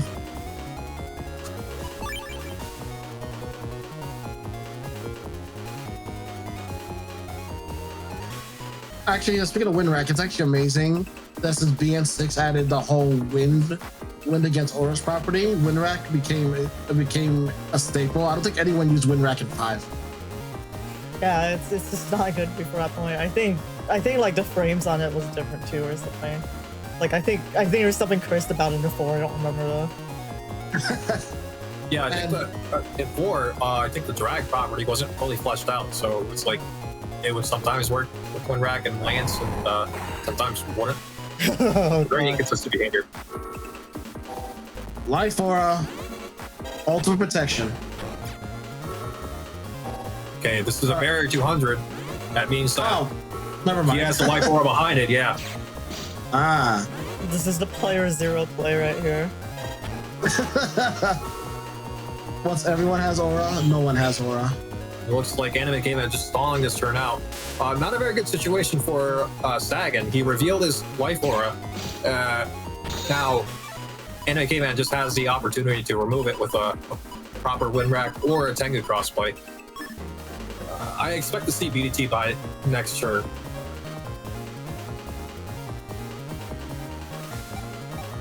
We'll have to see how this plays out for Sagan now. Last turn, last match, he was able to stall out pretty well, even against BDT. But this is a turn where I would expect to go into charge cross now, just from reading the situation and the flow.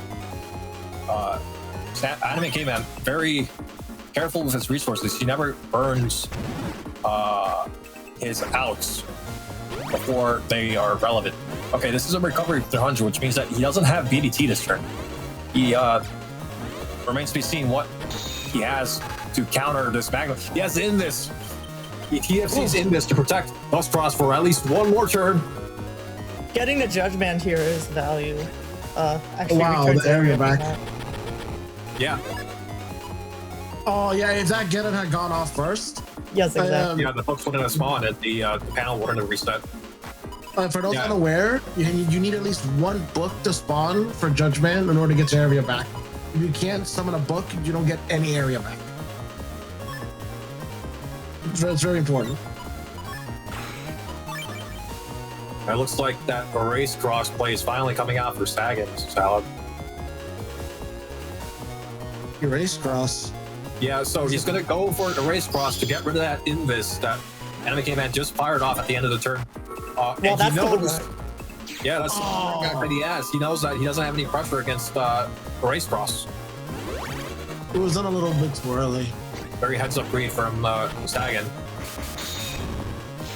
But animecaveman able to remove that anti-damage by utilizing the beast charge from Dust Beast.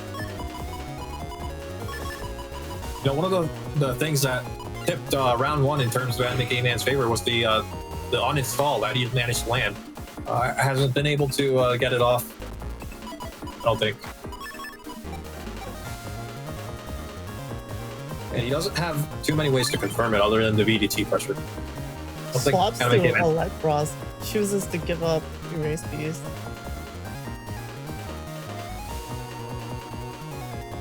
Yeah, Sagan definitely has the potential to just apply Erase Beast pressure in slow gauge, which would be pretty hard to play against. But he's opting to go for his crosses. That's probably the uninstall. The thing is this is perma-holes too, right? So you're not going to get that much value out of your earlier abs. So charging them is actually really good here. Wow. No! Oh, that's value. In a row. Using the Magnum. Okay, the invis. But the Royce man cancels the invis. That's gonna be unfortunate. A straight turn of just eating the Electros charge shots. That's gonna be huge. Ooh. This seems kind of cursed. animecaveman had like 4 turns of Dust Cross, and we don't see BDT yet. Wow, that. Wait, did they not drop bug fix yet? No, not yet. Oh, okay, so they're in custom bug. Yeah, this is wow. Oh, that's even worse. For those unaware, custom bug, your hand slowly starts shrinking after what, turn 2 or is it turn 3? It depends on the level of the custom bug. Yeah. It's normal. Custom bug level 1 is turn 3, so on turn 4 it starts shrinking, like a corn cob. Corn cup. There it is, finally. There it is. Goes to the positive area. Now, Sagan obviously has the invis to cancel out at least 2 Bug Gut Thunders in this turn. Ow. Very clever use of the back row. So I think the optimal play there would have been to save the Electros CS, make sure animecaveman can't TFC the element SP by using lockout, but it looks like they don't have it anyways. We haven't seen Bubble Star yet. No, not yet. animecaveman almost never uses his cross decross chips unless the cross is out. So. Looks like Sagan's gonna go for. No, he's not gonna go for a slash play. He's gonna. I think he's gonna stay in Electros. He's gonna wait out the to get on at least. It is a slow gauge turn, so he can actually fire off the. Oh wow! Oh, that sidestep Muramasa. Uh oh. Achoo. You know, I don't know if it was intentional or not. Oh. Wow. Smart play to utilize the chip charge stun to skip basically an entire turn. Oh, there it is. Bug fix. Very heads up play from Sagan to just turn the tides in his favor. Yeah. That's actually tech you can do with Charge Beast as well. It charges so fast that you can buffer like an anti-damage through the entire Infernal Force.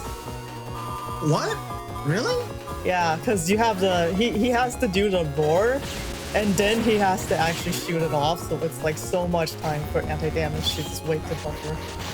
Oh, wow. Does animecaveman have a... No, that's gonna be a...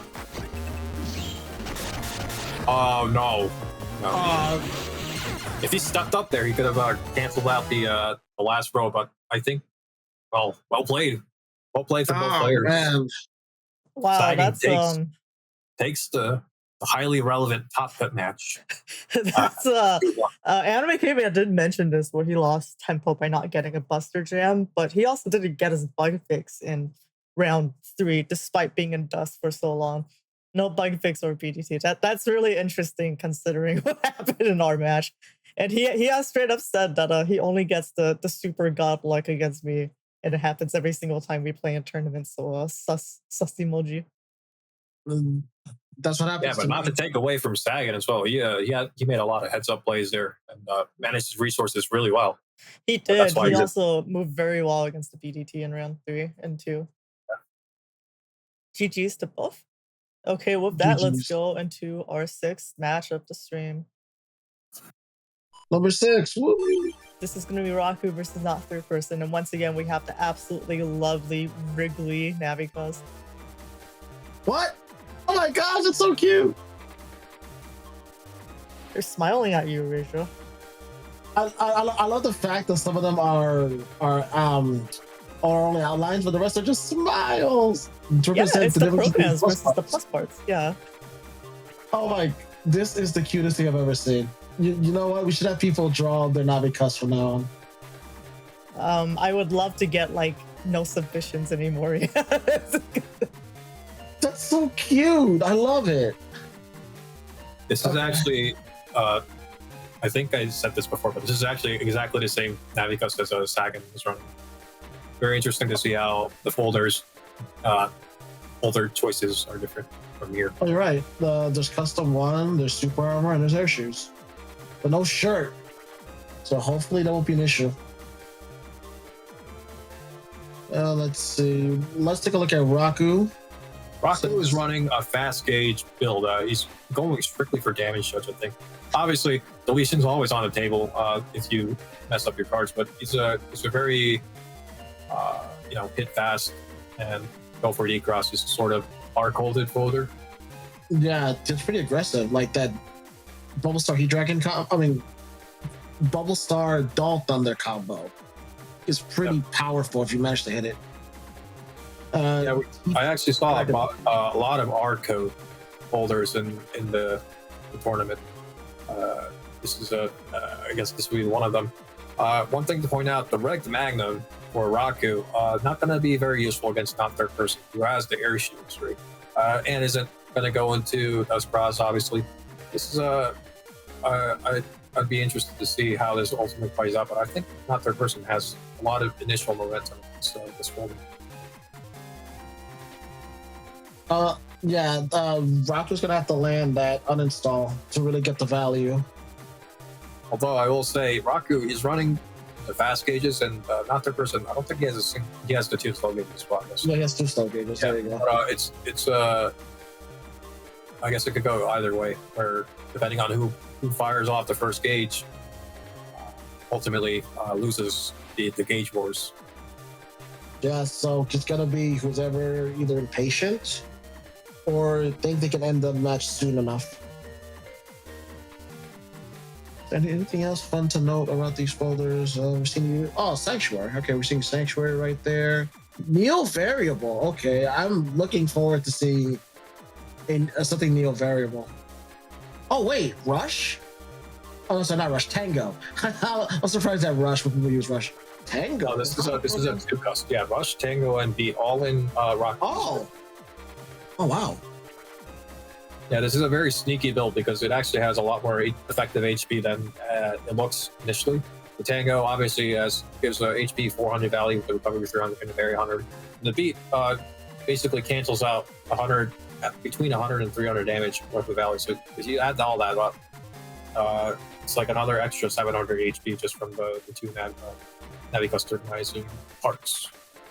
Yeah, just not often you see all three animal buddies together like that. So yeah, it's gonna be fun to see what happens. I want to say someone else, right? I think it was, I think Powersec ran another two cust. I think they were cust 5. I think with that, I'm ready to go into the match. Okay, let's do it. Battle operation set. Execute. Okay, we're in. Oh no! That's my force patch. Salad. Someone hold Salad back. I can't believe Salad. I mean, this is why I hate Rocku. I mean, it's not that I don't like Star Force music. I just think it's a little weird to have like fan-made stuff that opens a can of worms, but also. Actually, I think this might sound a bit different. I don't know if it's been updated, like someone said. The sound font sounds a little weird to me. Saxor did a lot of work on this. He made a few tiny adjustments to fix it. Okay, yeah. I mean, if they increased, if they improved it, then I'm all for it. I just feel like the quality wasn't quite up to par yet. Actually, I think this might be a muted playthrough with the sound looped in. Maybe Rocku's being sneaky like that. There's no way. If they did that, I will actually delete them. That's actually going out of their way to do the one thing I asked not to do. No, I think this is straight up the instruments for the DS. No, it's not. This is definitely Saxor's patch. Okay. Okay, yeah, the high ends kind of cut off there. Well, the synth bass too is different. Okay. And the drum. It sounds so weird. Yeah, it sounds weird to me. That's why. Okay, we haven't commented anything about the game. It looks like. Yeah, well, I mean, this is Ross's fault. Goes into slash. Magnum. It's unable to pressure because the. Oh, that static miss. Yeah. So not third person is not running. Oh wait, no, they are running Earthshooter. They have the same cost as Sagan. Never mind. They are gonna have to. That, a while ago. Yeah. Ow! Lava. It's not lava. It's not fire element. Those are geyser panels, Eurasia. So both players holding off on running their gauge at the moment. It's technically not water damage either. So what we would call that stuff spinning out since it's null damage? I mean, people call. Was it Fruit Gushers or was Fruit Gushers the poison panels? No, the Fruit Gushers was the poison. I think I was poison panels. Maybe because it's geyser, it's water and it's hot, so it just turns into null. It turns into non-element. Sorry, yeah, so, element less damage. All right, Rocku has the opportunity here to use this combo piece to confirm a decross using the Vomal Star. Man, having both customs in your hand that early. Yeah, that's right. Fruit Gushers was poison. Yeah, so not third person wasted his static and his attack dirty early because he wasn't able to get the ideal area configuration to land it. Yeah, that's a lot of damage lost from that. I see you. Ow. There goes the barrier. Oh, decrossed. Interesting that not third person went for the slash play early instead of a race cross play early. Now he doesn't have access to a late game slash cross with the area pressure. I'm guessing he's going to go for an erase beast play here, but looks like Rocku has Sanctuary to mitigate the damage that he'll take, even from the homing tail arrows.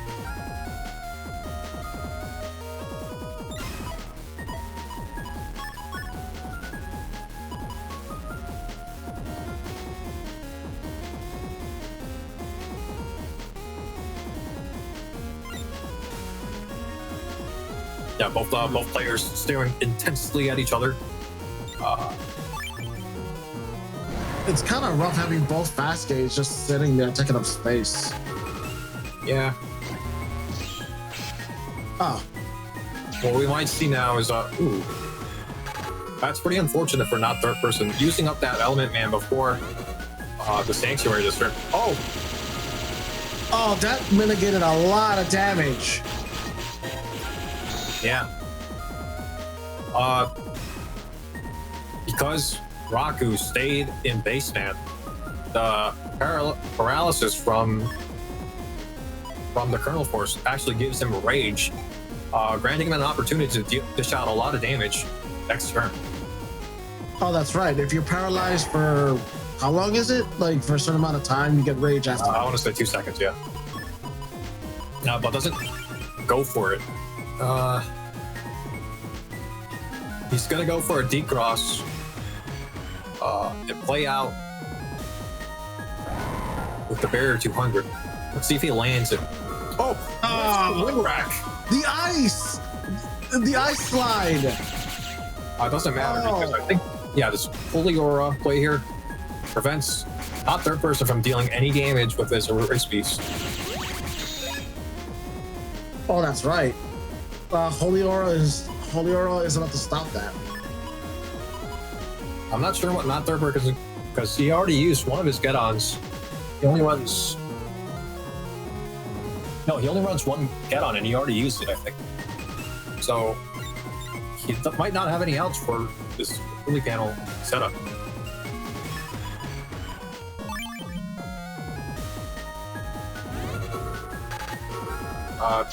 Going for the area grab.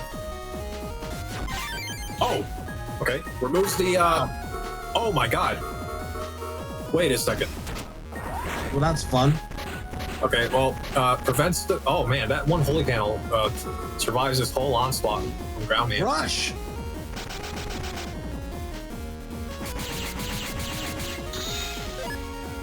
Now, unfortunately, not third person doesn't have his slash cross because he used it early in the round. I guess Rocku is just going to use that double damage meteor knuckle to clean up the turn. But at that area, there's a lot of possibilities for missing. But still, ×2 is still pretty good for Knuckles.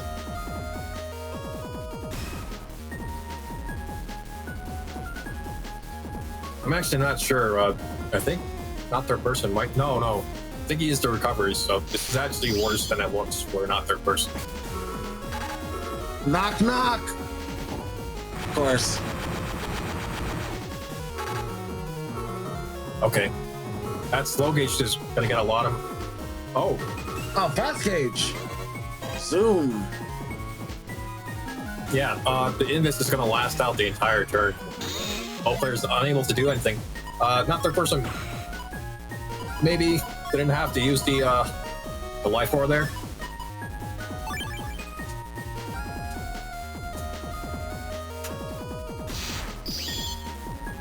So Rocku's gonna get rid of the life aura. He's gonna fire off the anti-damage, and he's gonna reverse the area. But not third person parrying with the anti-damage, preventing the full recovery of the area.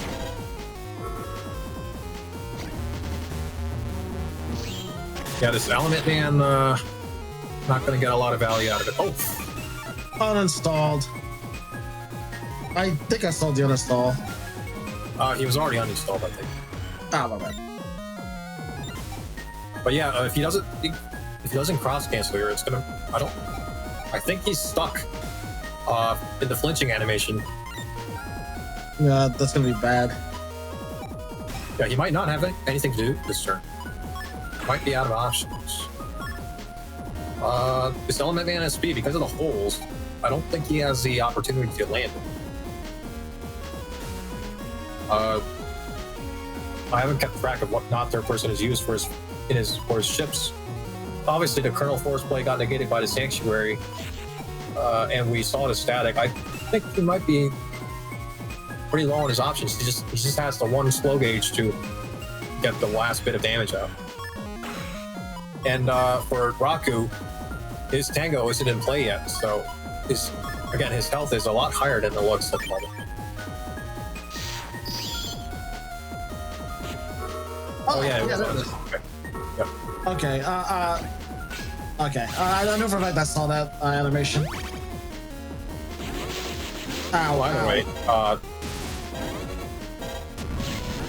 wow. Alright, everyone's uninstalled. So this is not third person to land is chipped. There we go. Tango's in play now. But Rocku has his fast gauge. Oh no, he doesn't have his fast gauge anymore. This might be it. He has the element man of speed. He can land a juicy D-cross.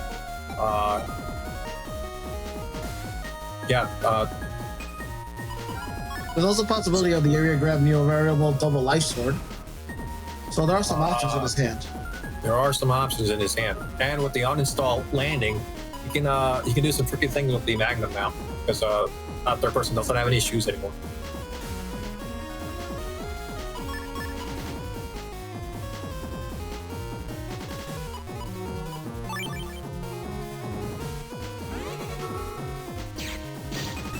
Okay, he's gonna go for the charge shots now. It's not third person to have up his sleeves. Yes. Oh my god, the invis is gonna get canceled out by the element man freezing, and he's gonna land a decrossing chop. Hassan chop. But there goes that the positive area. Oh man. Oh wow. No! It's a funny mind game being played here where Rocku's eating a lot more charge or buster hits than he probably would have if those holy panels weren't there. Does he have a final push here? Turn 11. Is he? He can run. He can rollback. Not their person and just stay away from him. But the slow gauge. Oh wow. Procced again. Oh boy. And not their person takes round one. Oh wow. It's a battlefield that a previous N10GP style was played on. It's all cracked. Wait, why did Rocku move down there? I'll tell you what. The holes were gonna expire anyways. So, and the HP bug was gonna take him down to like 1 HP. I mean, obviously he could have like built it up, but it's only turn 11, so he couldn't like really run into turn 12. I think it was GG either ways. Yeah, it was just a bad situation no matter what.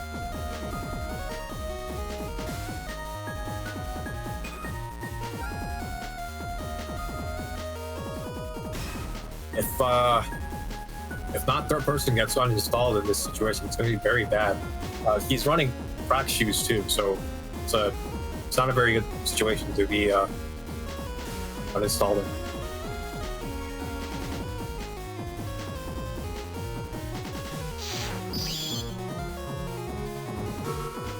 Oh.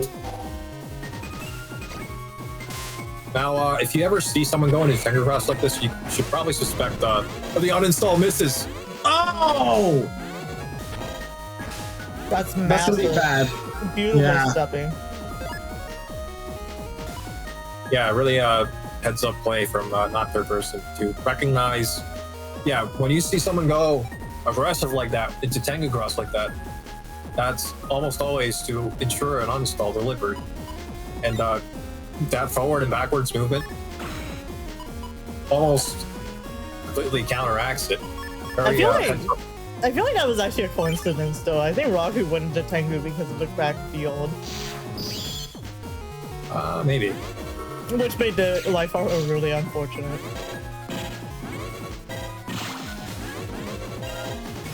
I don't know.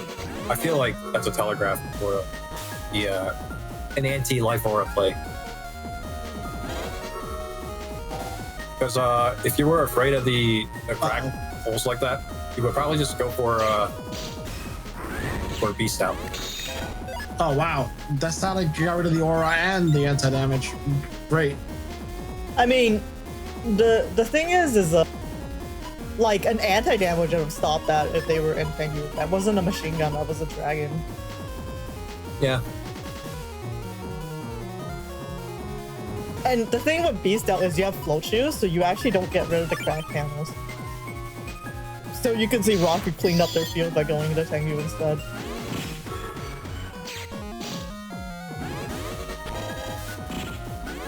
Oh. Just barely dodged that. Okay. Rocku's gonna squeeze out the 130 damage out of the Magnum. But he's eating two of the charge shots. Yeah, and then the regular charge shots hurt a lot.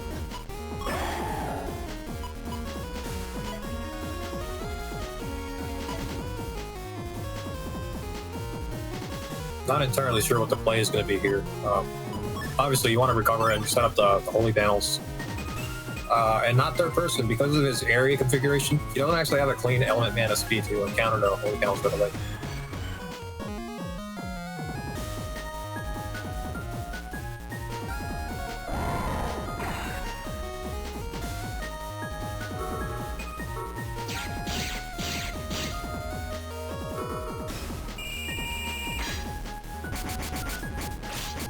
Oh, wow. Have to. Wow. Oh, there we go. Perfect. Yeah, this confirms the wind rack, decross for Rocku. Gonna go for the Ingus at the end of the turn, squeezes it out. Now, got some balls and not third person support. Possible knuckles. Yeah, it's fair. I guess it's not that unfortunate because he already got rid of the life for us, so this is actually really safe to just go aggressively for the knuckles play.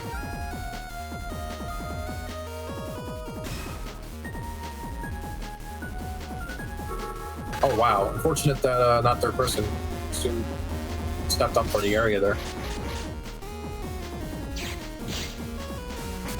Oh, unable to get both panels. This area grab is with the race band. Oh, this is dang it. I almost would have passed, but the meteor knuckle passed at that point. Yeah, that was 4 possible hits too. Oh, feathers. 2 last feathers. Ooh. And this, he has a potential, like, I want to say 600 damage combo from this chip charged Bubble Star into All Thunder 3. Yeah, that's 200 plus 180 times 2. Yeah, that's almost 600. Dang. All Thunder Bubble Star is a very popular combo because it's just so good for the value. We actually it don't really see it varies that on much, but it is really strong. So we actually have multiple people trying to splash it. We have Sharona Nep with it, with 1 copy of it as well. Very interesting for winning damage judge. I'm not a huge fan of using it in Spout Beast because of the way Spout Beast jumps sometimes messes up the Bubble Star hit. Well, there's also the other weird thing with Tomahawk and Spout Beast actually do their chip charges faster. So Yeah. you could potentially take advantage of that. Not third person, really caught in a corner here. Despite Did they the, use their recoveries yet? no, not yet. But yeah, despite like getting favorable chip turns, they're still caught up in this like on their heels in this situation with the HP. It's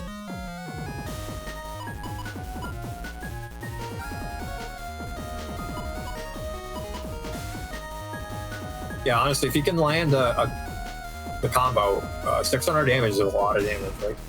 The chip charged Bubble Star.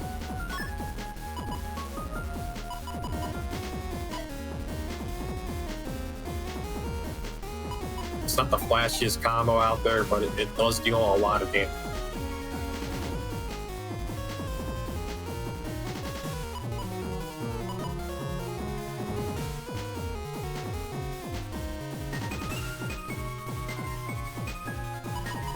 To throw away one fast gauge or not? Rocku taking his time thinking through his options here.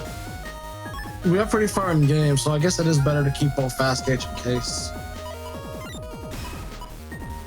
I think not third person wants to go for Kernel Force play, but doesn't actually have the panels in his favor. He's at the end of his shoulder. Oh, that's good. That's always fun to see. I mean, they can also go for Supersonic Boom. Like a lot of chips here will hit, like pretty reliably. Yeah, you can actually feint with the Supersonic Boom and then TFC like maybe an Elementman or something. But again, not their person still has his recovery, so he actually has a bit more HP than it looks at the moment. As long as he can squeeze out the recoveries. So you might not want to go for deletion, really. Just play it safe.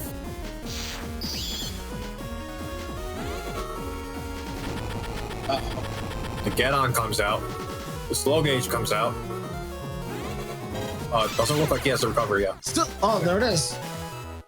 The Supersonic Boom. Yeah. The lack of undershirt. Like, they could have actually... Well, no, it was slow gauge. So the get-on went up, ran out. Yeah. I don't think they had yeah, you could have been tricky with the charge shots too, but I think that was game. Talk for that long. The custom screen took that long, and then in the end, it was just a nil variable sonic boom to the face, and that's it.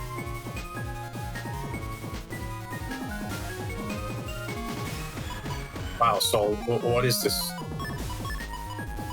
Are you hitting on the? I mean, that's why I didn't want to have the Star Force patch. Like, the actual sound is fine, but I still think it's not, like, much respect your Saxter for putting in the work. It's really hard work, but I just feel like it's not on par with the actual official songs.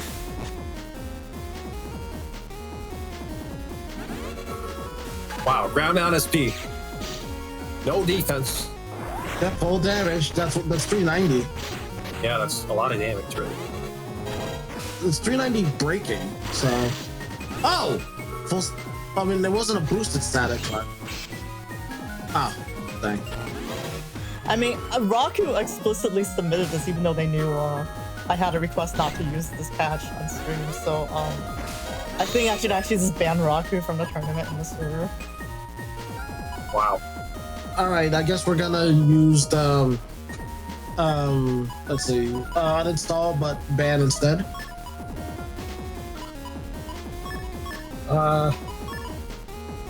Maybe I should make them a cursed mummy.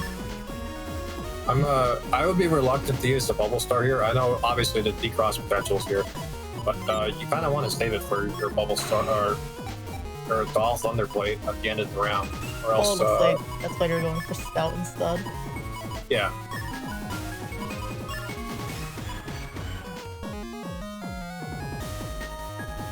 I would just take the barrier. I would go for the W code. I would go for a W code turn this turn, but see what Rocku does, I guess. We're not really seeing not their person's perspective here, but a lot of it is kind of like luck for them because they are a low cost build. They have a lot of combo heavy chips. Oh, interesting. Going for... Oh, cracked. Okay, protecting the area. Ooh, nice step. Loses the barrier from him just stacking instantly. Wow. Wow. The Oh, that Ramasa. Oh, wait. Can you charge Ramasa with Slash Cross? Yeah. You can. Oh, wow. You can do Neo Sonic, Neo Variable Sword too with the Double Life Sword. It causes flashing if you do that for some reason though. What? Yeah, That's weird. on the second hit. Oh my god, that sounds horrible. 2 life sword slashes flying at you? That's horrifying. Yeah, here comes 2 flying bananas. Like bigger bananas than usual. Then I don't think I've heard that before. You can even Sonic Boom the cross slash, which looks really close.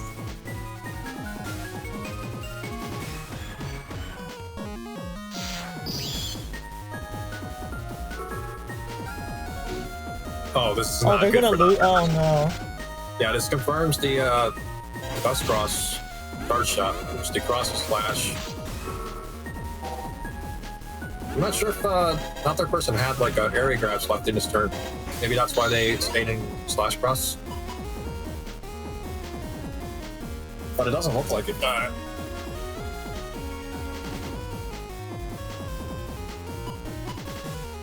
very unfortunate for not their person. Yeah, they're also unable to utilize like a kernel force play because of all the holes on their side of the field. They do have a pretty good HP value right now, though. Yeah, but you gotta remember, Sagan, Rocku has the tango too, so it's actually kind of even. Bugface, finally. We just need Rocku to stand on that poison panel long enough for Tango to replace the life aura. It looks like that will not be happening. Salad. Tragic. Well, there's still one more panel. There's hope.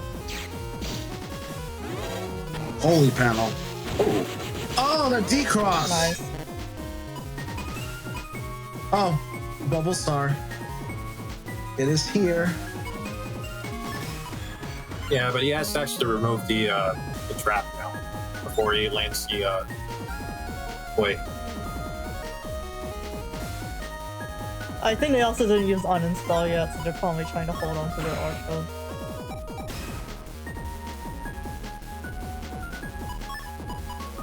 No, I just think it's funny when Tango replaces life aura.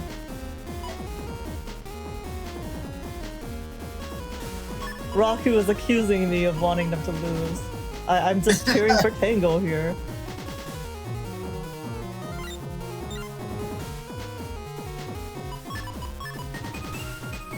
Oh, he's gonna go for the bubble star play here.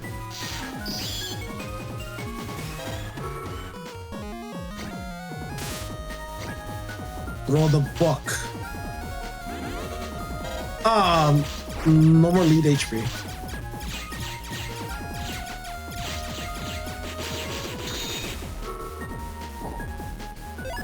That full hand.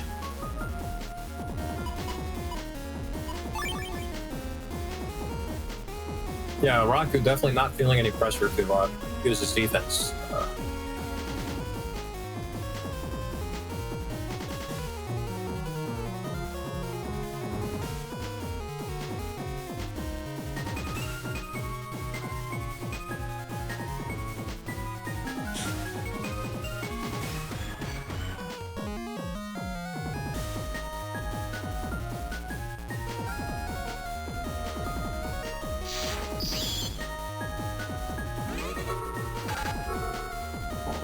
All right, looks like this is not third person's answer to the Sanctuary. The Get-On's out.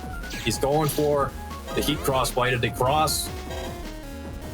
Rocku. Oh, this is not good. Oh, what? Wow, Just he barely went. misses by me. Yeah, just barely misses it. That's messed up. Okay, Tomahawk, this is fine moment. This is not quite. Oh, is this gonna get rid of the barrier? No, I think the Oh, hitbox I don't is think serious. so. Oh, no. Yeah. Oh, wow. There's Rocku has a Tengu now. I think he has to throw away the bubble star plate.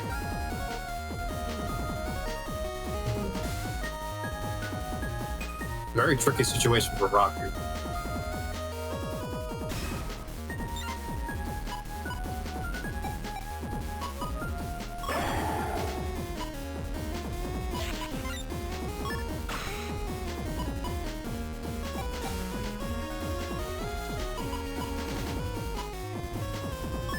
It looks like Soul is pumping up penny stocks with this heat cross propaganda in YouTube chat. Dang you, Soul. You can't do that.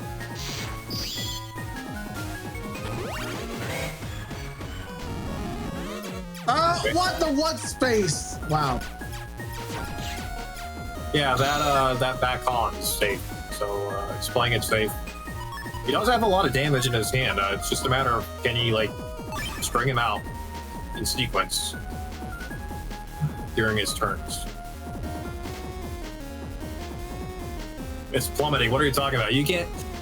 If he was in any other cross, he'd be able to pressure it. It's not even using heat cross as potential. Oh, not third person. TFCing the invis to protect that trap. Ooh. Rocku definitely wanted to get rid of that invis and the trap at the same time. Wow, that HP is back.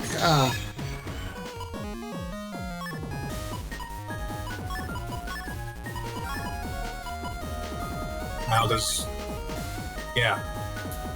So not third person doesn't have his life bar anymore. So I think this confirms as long as nothing. There we go.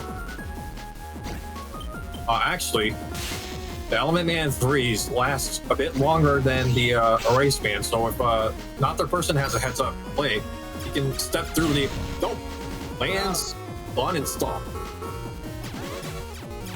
And insult to injury, that fast gauge comes out.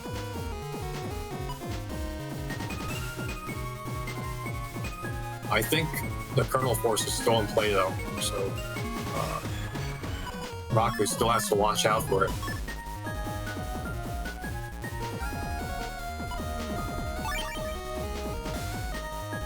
Turn 10, anti-damage, slow gauge. The slow gauge comes out, nullifying the fast gauge from last turn. Wow, this is oh my god. Oh my god. 480 damage swing. Oh, he whiffs. Oh man, he definitely wanted. He doesn't have defense though. Wait. Okay, he might be able to escape this. Come on, Knuckles. He's gonna confirm. Okay. If not third person doesn't have defense, he's gonna confirm with the uninstalled no shoes to escape this. You very. Oh man, yeah, he yeah, no shirt, no escape from the cross slash. Oh, cross slash does 440, right? Yep. Oh my gosh! I thought not third person would have already used Elect Cross. I don't know why they stayed in heat for so long. If they just switched to Elect Cross a lot earlier, they could have just had that. It's a little sussy to me. Oh well, GG's. Well played from Rocku and not well played from not third person. You know, it's kind of funny because there's actually a chance the Meteor Knuckle doesn't completely destroy the panels, and then that would have also made the difference. So yeah, because if he had mashed that while he was in the corner, I think it would have been safer. But because of the 6-panel configuration, there was definitely a chance that it wasn't guaranteed like that. Like it was also kind of surprising how little procs not third person got for so many turns. Like that, like all of those little things made the difference. And GG's to both.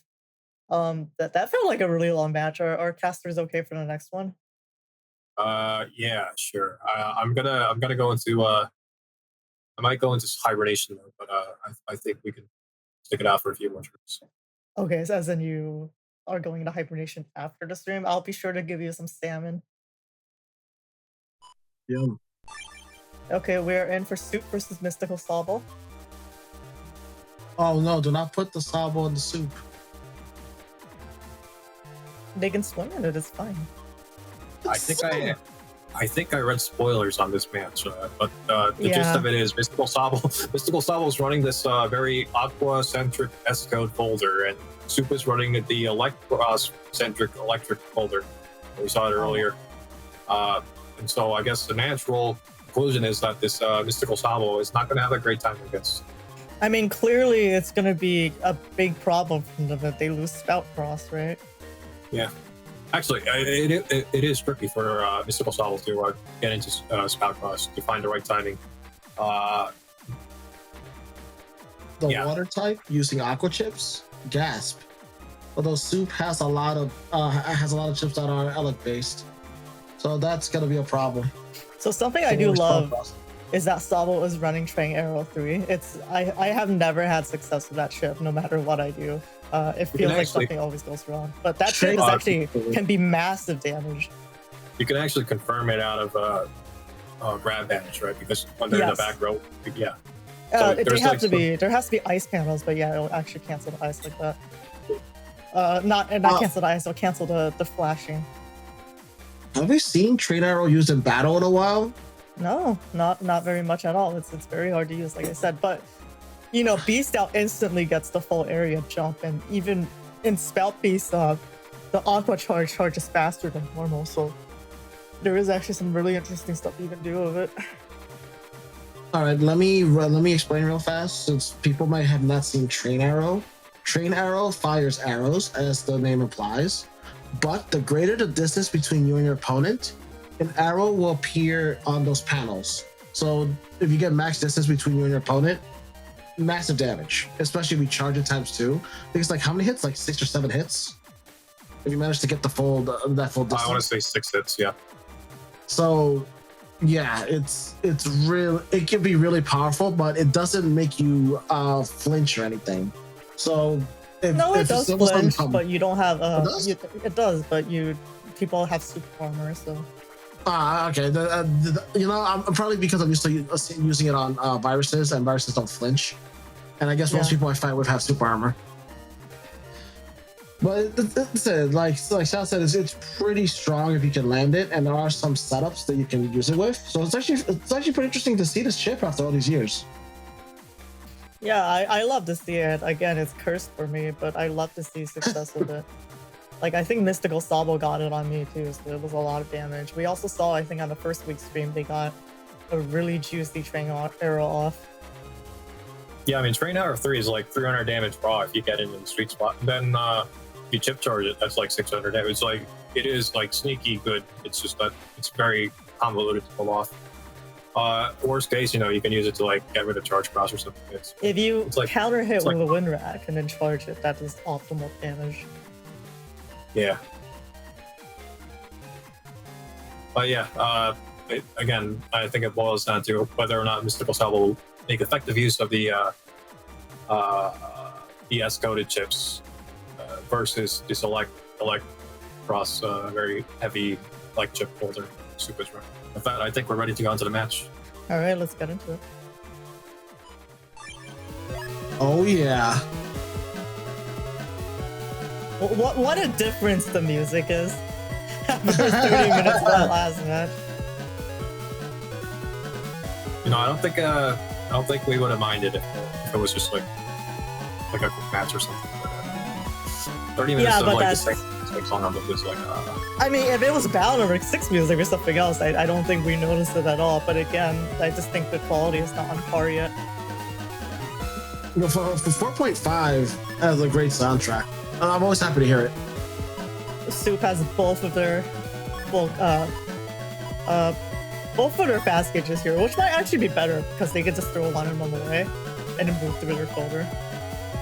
Either that or they're gonna try to beast charge it. They might need that damage, even with their attack. Nope, they're throwing both of them. Full gas. Oh, okay. There goes the turn.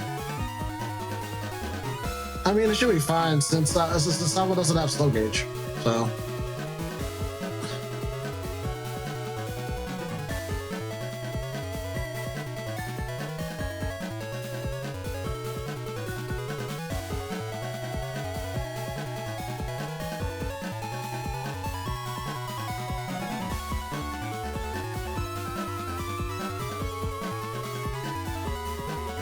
This already tense a moment.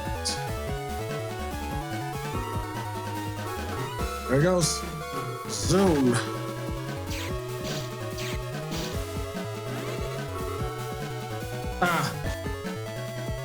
Well, at least getting rid of beat now would be good. Yeah, I think Soup definitely wanted to decross with that erase man there. Fortunate that he did not get to. I think there was a lapse in judgment and forgot about beat. Otherwise, they wouldn't have even bothered moving around before tossing it away. All right, everyone gets rushed then. Everyone gets area grab. This was like It a looks like, complete yeah, they can no-go. already go for their explosive leg combo. Unfortunately, Sobble hasn't actually shown Spout yet, though, so it might have been better to wait. They might do it now to cross cancel, but it's more of a. Oh, there we go. Oh no! Oh no! Alec pulls 2 is the one that pulls you in, right? It is, yes. Yes. Oh, right on time! The baby thunder confirmed. It's too bad it wasn't on the Alex sword for more damage. Uh-oh. You can actually beast jump out of this to to dodge the bubble star. Poor son. No, because don't return. It's better to just step forward by this point. Yeah.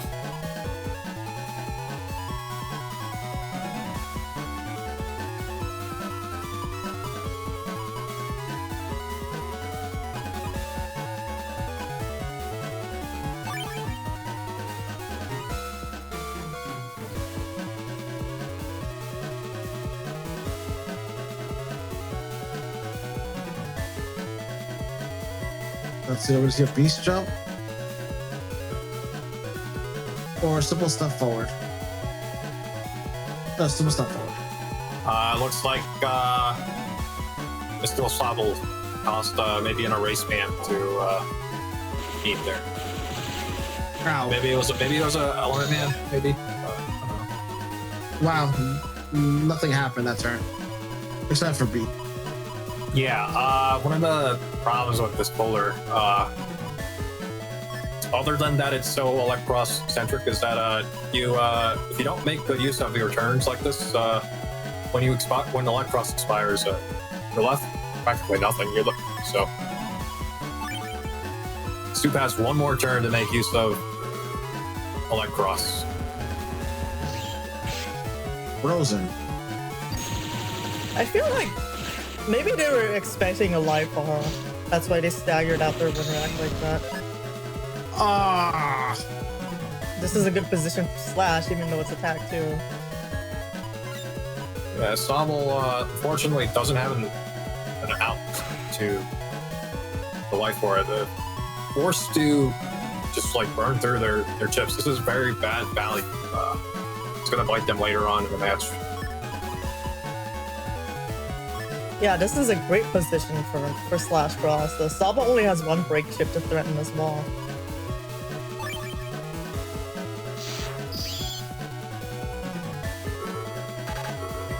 Very, very smart to. Oh, that was definitely a panic, I think. Yeah. Oh, that was close. Smart move, I guess. Oh, interesting move here. Maybe Train Arrow is gonna- coming up. Oh no, yeah, because of that interaction between Spoke Flash. Yeah, I think that's a knowledge check there, right? Yeah. If Sobble had known that the flashing takes part after the dragging is over, they could have waited for the race man. They could have waited to use the race man. Then step away for a moment. Also, yeah, I think Soup feels like he's playing a renowned filter, FAQ filter.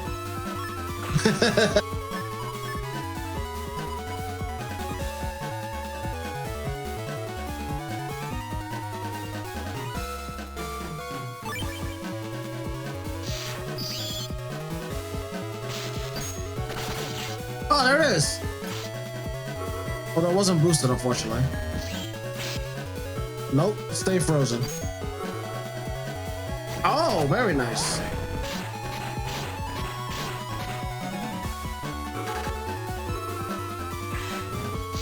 Oh, smart to deny the area grab that way, actually. But oh no! Oh, is that gonna miss? It missed! Wow! The ice that That's Sobble me. created earlier worked to their advantage there.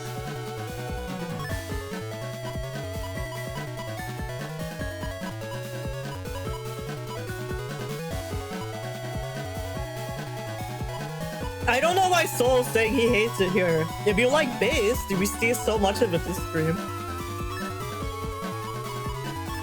Yeah, Soul.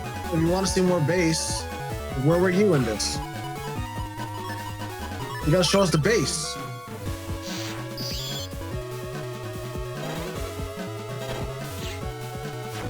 Okay, so that's not anti-damage. Oh no! Unfortunate.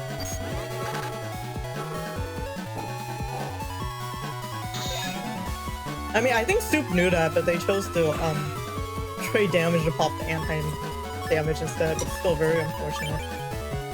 Wait, did they forget about the life aura? I think they forgot about the life aura here.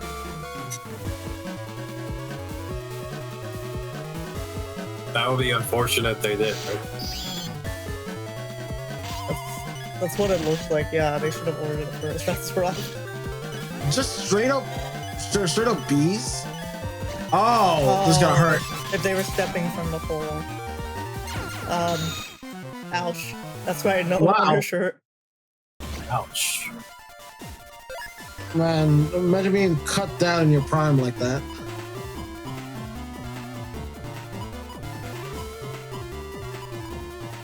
Yeah, Soup's attack 2 thing, I think they're trading off like 100 HP here, or maybe like the attack for like an undershirt. I think it's not like that would have made the difference here, but very unfortunate. Yeah, they hit me with an Electros charge and it did 80 damage. It felt really wrong. Ow. Yeah, it's certainly not the 100 damage or 140 damage that you can get from it.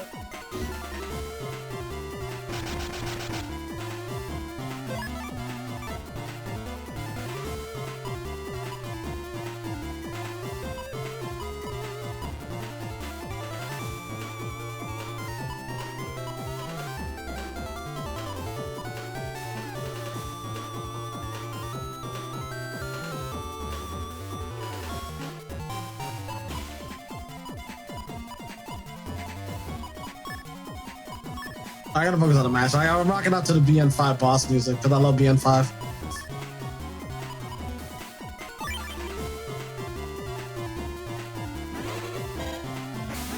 Wow, total silence there, Salad, but you're not going to follow up with that with the BN5 love?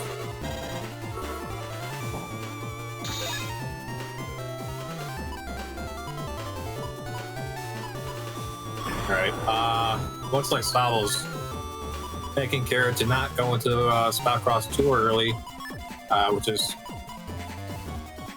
unfortunately the trade-off here is that Sobble's stuck slipping on ice here. There's a funny interaction here with the ice where the Elect Pulse is probably going to drag Sobble into... Ooh. Ow. Oh. Sorry, Elect Pulse 2 is so fast if you blink, you'll miss it. Yeah, what do I say? It's unfortunate that Soup isn't getting all their Elect chips during these Elect Beast turns, because every turn counts, and because, you know, every chip that he doesn't take here, he's losing 50 damage on, essentially. If Sobble just survives this onslaught, they know that there's practically nothing left here.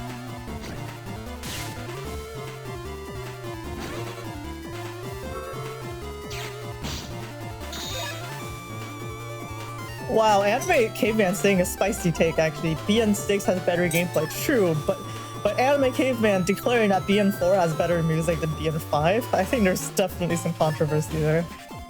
Alright. No, BN5 has the best music in the series, maybe behind BN2. That's my personal opinion, but... I mean, it's fact. It's not an opinion, it's fact. Anime Caveman, you're wrong, I'm sorry. Ooh, misses the, This is definitely a S-code turn. Dorman says Anime Caveman does employ Robocomp Enjoyer. I mean, that he has a point there, actually. It looks like Soup hit themselves with the Elect Pulse 1 by going for the tiny Thunder at the end of the turn. Baby Thunder. Still think it's funny.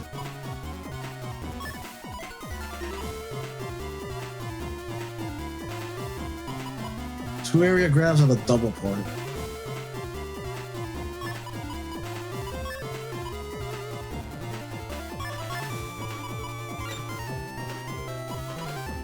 Yeah, the BN. I don't know.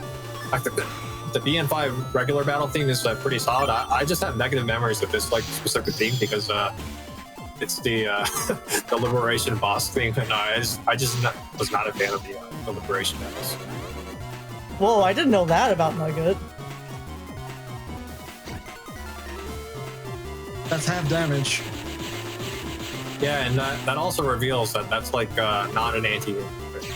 Oh yeah, it's gonna be tough for Soup to decide if they want to throw this element. Okay, never mind. Now they can throw it. I was gonna say they would lose their sanctuary, but Oh, it looks like MysticalSobble is gonna take away that sanctuary anyways.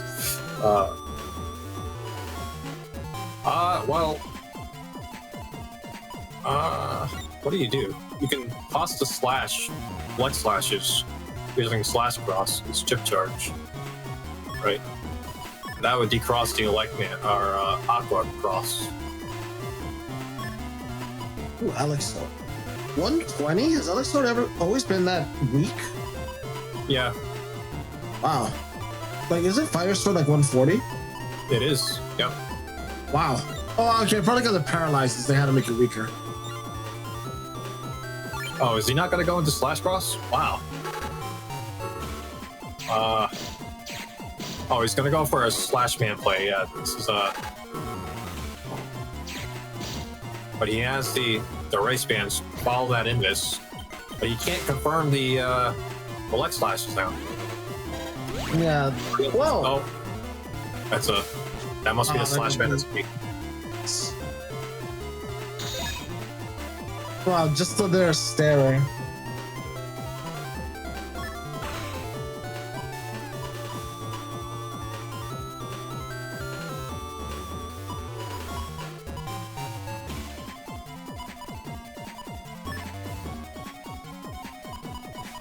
Oh no, 666 HP.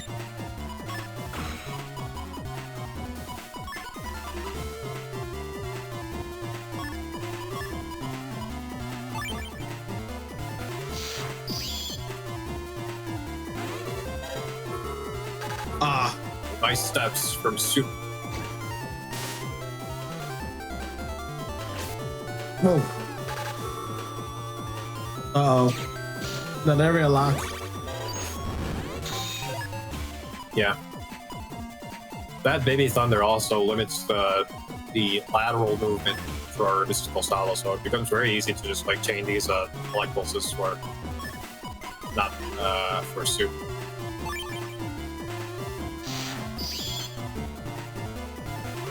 That's even worse, unfortunately. Yeah, I think this confirms the decross.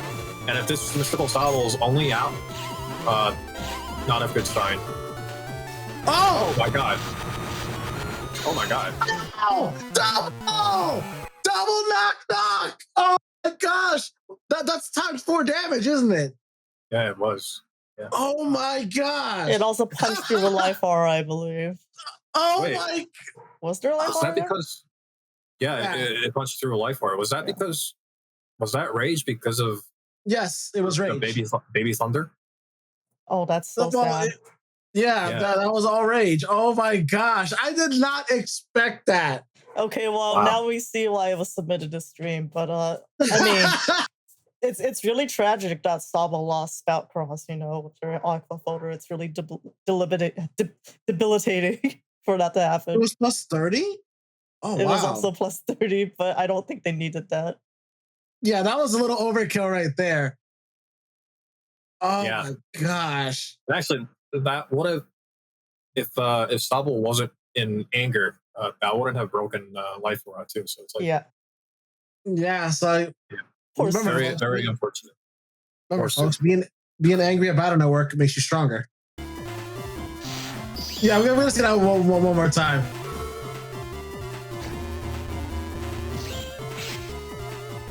Oh yeah, because it was frozen, then paralysis. Yeah. You know what's really sad? If they just stayed frozen instead, for some reason, Frozen and Bubble doesn't give you anger. So because it really was because of that Baby Thunder. If that Baby Thunder wasn't there, it would not have happened. Yeah. Poor Soup. That was 4 hits. Well, And- the rest couldn't hit because Soup was already gone, Yeah. so it doesn't track anymore. So we don't know. Oh, really? Okay. Yeah, if it wasn't for that anger boost, it would not have broken life for her, and you would not have won that. That's I gotta show this to some friends later. Wow. That, I mean, live by the Baby Thunder, die by the Baby Thunder. Poor Soup. But yeah, with that, let's move on to our final stream of the day.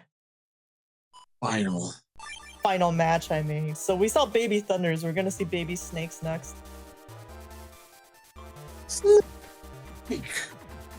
Oh, it's Symes. Symes and Shadow. Well, he's gonna be fun. Yeah, Shadow's running this the snakes in the folder. It's also like 2 area grabs, 2 get-ons, 5 area grabs. It's like a somewhat serious folder. It's not just like snakes. And as I don't know if the thumbnail, just kind of spoiled it, but he is running like attack 5. The Buster Bug falls or cost. It's like a very formidable build by every stretch. Wow.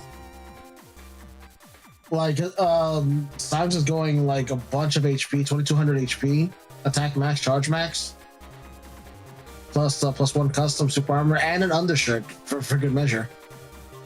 Yeah, it's also highly optimized. Yeah. For as little codes as possible to commit. So, Wow. Yeah, it's all asterisks except for the Sanctuary, Recovery, Life Aura, Gundle and Revenge. Yeah. I don't know. I'd like to see how this match plays out. I don't have too much to say about it other than that. Yeah, Shadow is running the snakes. It's an interesting folder.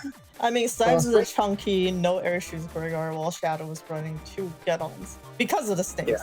So the logic is that get-on is lame, but snakes can only be played with get-on, so that kind of balances it out.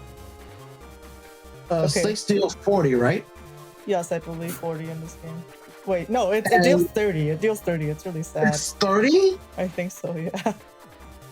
Can it even be boosted anymore? Yes, but you can't double point Snake, so it would only really be attack 30. Wow, so the Snake really fell. So I used Snake a lot in BN2. I mean, technically it wasn't in BN2, it was Snake Man. Oh, right, Snake Man, you're right. It was only really like okay in 3, I think, because of the extra folder that you got with it. And then in 4, in 4 it's 20 base damage, but Guts still at least boosts it. 20? Yeah. Oh my god. It's cursed. Okay, it sounds like we're ready again to it though, so let's hop in. Last operation. Set. Execute.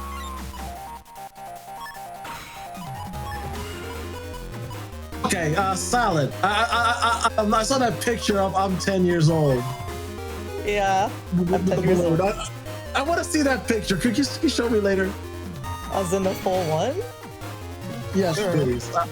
That picture is great, and it reminds me. I see myself in that picture. That's all of us now. Not you. Well, you youngins don't remember back in the day with Hamachi and.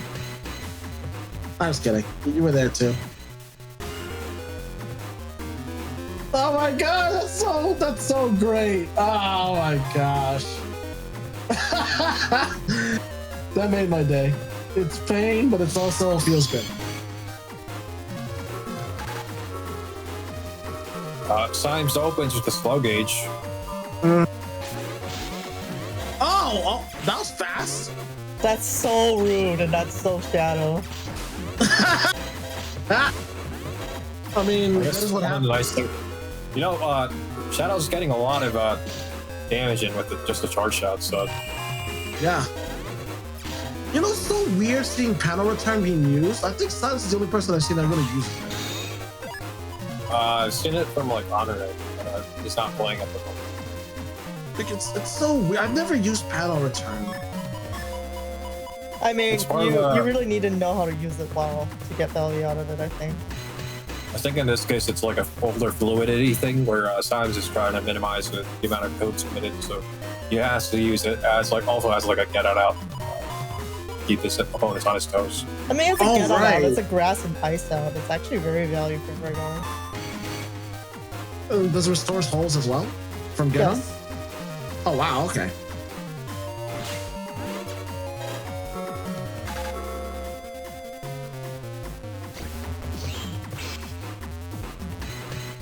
That was a very good first turn for Shadow.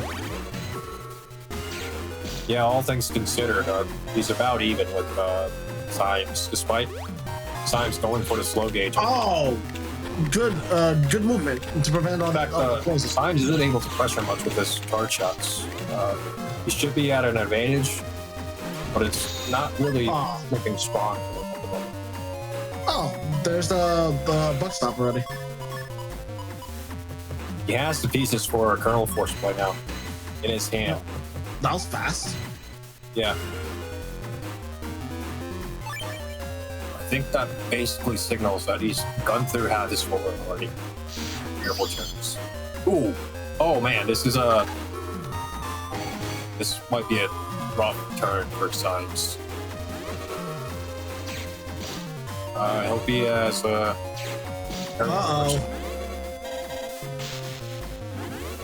Oh, aerial locks? Oh my gosh, this is gonna be rough.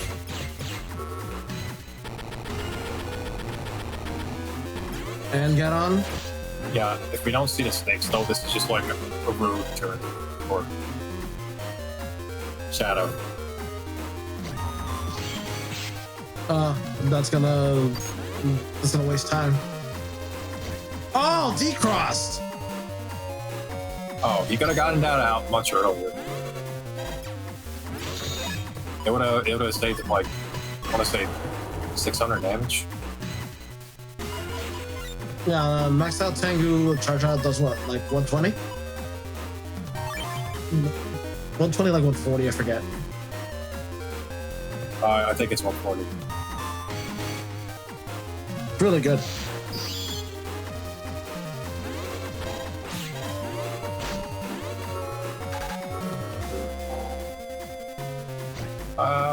Not the worst situation in the world. He has their wet rag right behind this.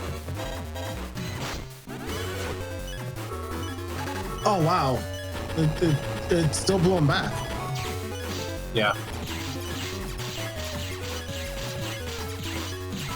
Buster proc! Oh my, it was more procs happened on Symes. I get the feeling that no. I guess I can't say that. The holes are going to prevent Symes from going for the All right. beast out Rhaegar kernel force play. Can't summon soldiers on holes. You actually can if you panel. Oh, that's the other reason we're using panel return. If you use kernel force and then they respawn with get on, if you use the panel return in time, the rest of the soldiers still pop up. That's ridiculous.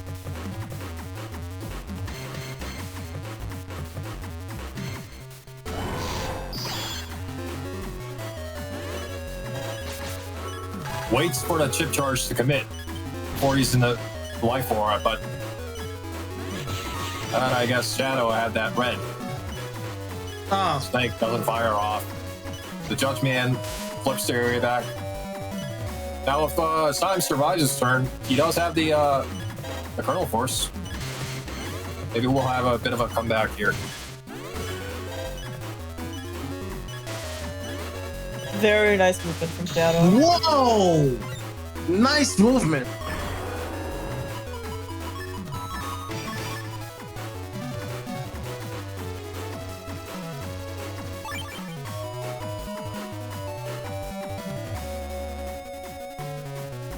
Push movement.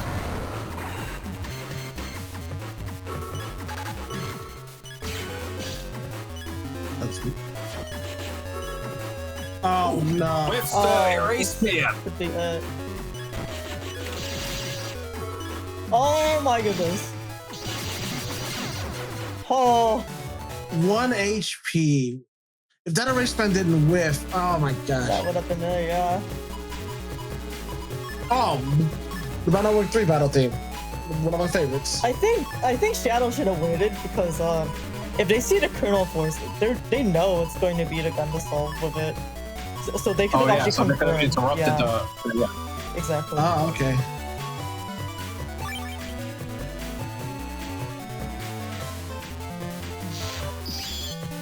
Tiny. Yum. Wow, how rude. I'm throwing a rock at you. Gets it to miss. Ah! Awesome counter. I love Boomer so much. Okay, Boomer. Yeah, you don't often see like high boomer. It's not as strong as N boomer, but definitely a really good chip for scoring those counter hits. The thing about them is, besides the damage almost being double from Boomer to Mega Boomer, they actually have faster speeds at higher tiers too. But I mean, I'm getting so much value just out of the regular Boomer I have in Shape Guard. Just one copy and it tends to double hit a lot too. Funny thing also, in the anime, Lan uses high boomer, not N boomer. But I think it's pretty funny. He's not elite enough to have Mega Boomer. I think it's kind of funny though, because I think, oh wait, no, I think in ACDC area in 6 you can buy high boomer, not Mega Boomer from the shop.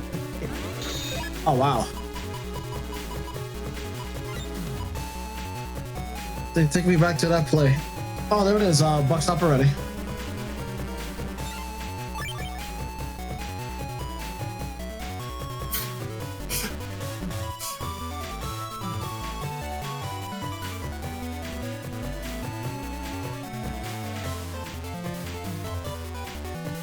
Rocking out to BN3, I love it.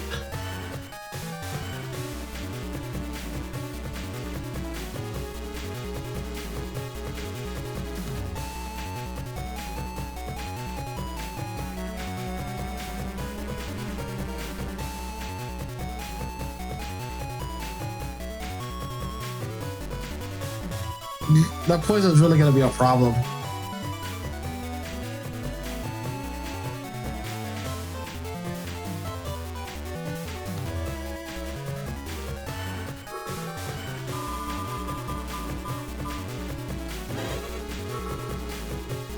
The Judgment reversing the area. Symes patient with the invis that he has in his hand. Shadow's really gonna need one of those element mans because that HP's ticking down so hard. Yeah, Poison Seed is big value. There The thing about it is it does damage through flashing, so that actually adds Oh no! That's I guess he made the decision. He didn't want to give Symes the grass for his charge tackles, so he's gonna live with the poison. I mean, Shadow does have Humbab, so if he draws it eventually. Ah, okay. Yeah, how bad has float shoes?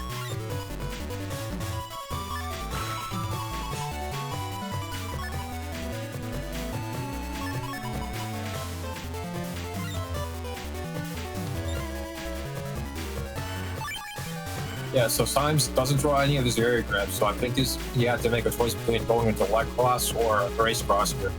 Gonna go for the erase cross to sustain some damage, despite perhaps not having an area advantage. But you gotta remember, the last time he did this, he got like whacked by the Titan cross play. We'll see if the same thing happens again to Symes.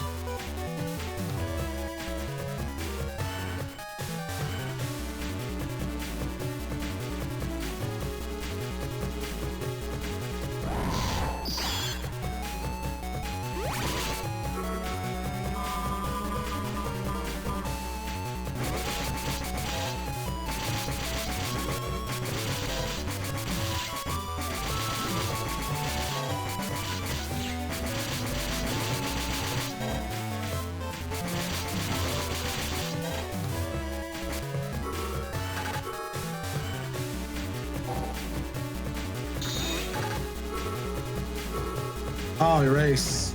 Yeah, what's the erase SP? It would have been nice if he actually landed that to get the full value out of the anti-navy, but I guess this works out in Shadow's favor.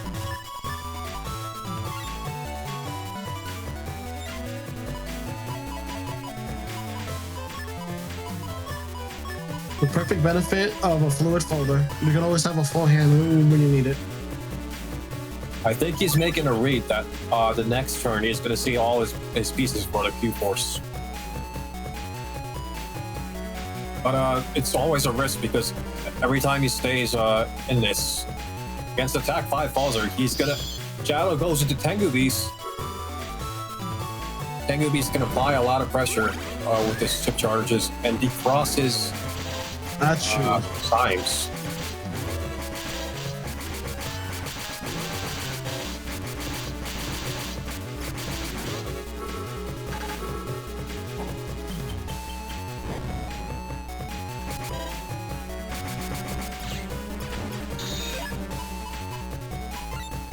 Oh wow, 2 Navi chips that can pierce invisible and paralyze. Yeah, he can chain these together, I think, and defrost Tengu.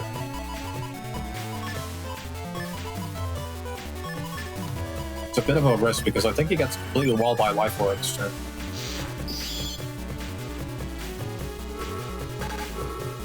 Yeah, there we go. There it is. It's a game of chicken because if you want to stagger in a win rack in between those hands, but you also, if that's your one win rack and you don't have any other outs, if they don't use Life Orb on this turn, you're kind of screwing yourself out of the resources. Shadow getting 1 hit on the Tengu Rock. Oh, but Symes feeling charitable and Rick gives him the 2 hits by stepping into the range.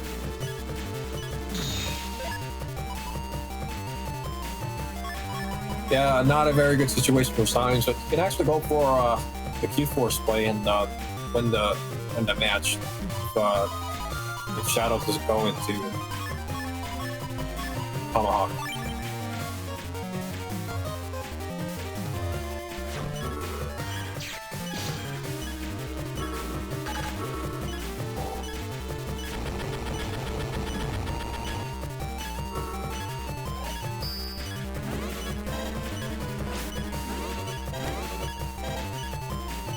Not sure why Symes is waiting to use that area grab, but I guess.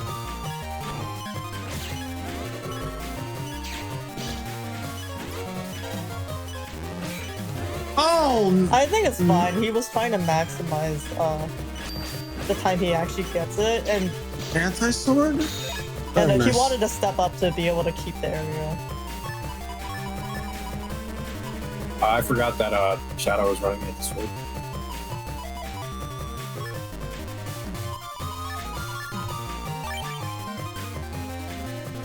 I guess he's going to keep capping on his defense and just go for the slash cross win. Oh, wow. Now, I had questions about him running this one mock gun, but it does come in useful in these kind of situations as long as it hits. But... Well, I think it's also to remove dust.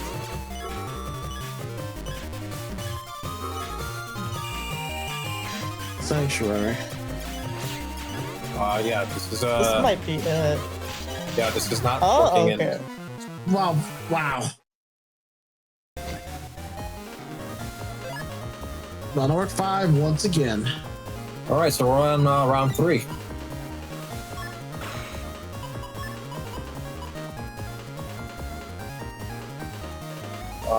This isn't a great field for Symes, like at all.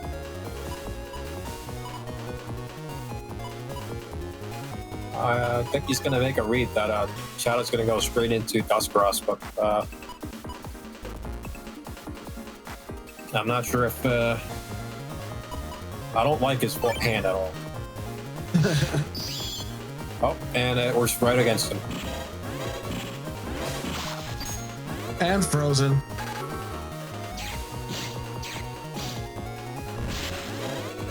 That confirm uninstall. Yeah. Double frozen! This is a really bad field to get stuck in as Rhaegar. What's happening to Symes is basically what's happening here because it's so cold and icy. Oh boy, that's not good. And to be fair, I don't think this is what happened with any cross that he chose. He didn't really get any defense to open a turn with, so he was just going to get sunlocked out of spout. Not a great start for Symes.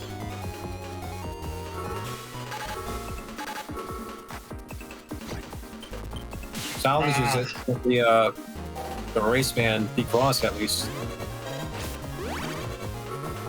But yeah, because of all those stuns, the CCs from earlier, his HP bug is really picked up to the max. You can see he's basically losing poison damage, poison seed levels of damage from the HP bug drain.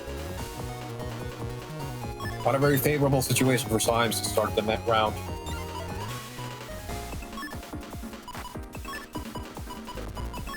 At least the damage is only restricted to being in battle. Imagine having custom damage on top of that.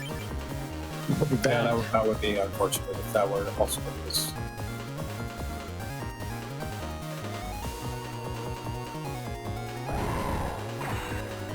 Oh, going beast already. Yeah, this might be a get-on turn for Shadow.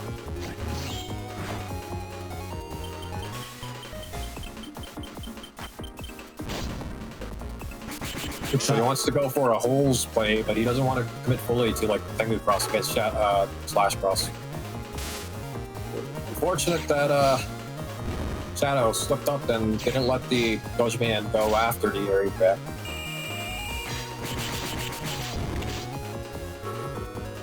There we go. Get on. That's not, yeah, you gotta just like, yeah, very bad sequence for Symes here. He just has to like wait out the turn with like Invis. He can't make really any strong plays. The poison seed maybe will expire. The holes will expire, and maybe it'll let him use the poison seed. But this is not a very strong hand.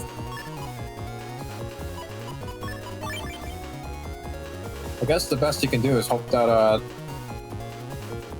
don't know.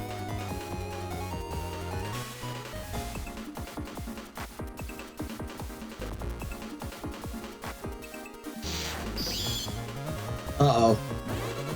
Yeah, Shadow's just gonna go for the drill charges. Oh, I don't think I've seen a full hit in years. I think Shadow wanted to chip charge that.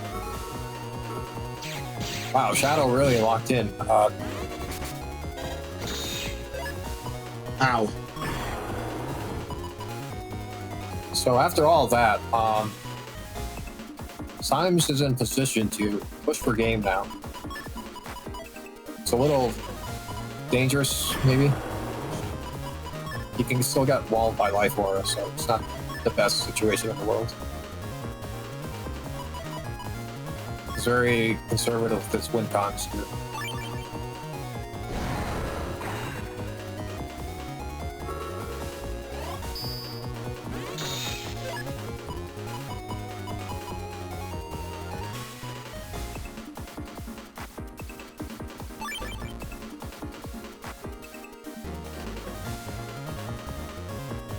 Now that the beast out turns are over, we're likely going to see area grabs and the Tengu crossplay from Shadow. Or I guess he doesn't have enough area grabs to go for the full lock. So just going to go for a tomahawk. I guess Shadow's wary of a potential Kernel Force play. This get-on will prevent at least half a turn of... Oh, there it is. Spicy. I was waiting for that snake, like, we're actually gonna see some snake.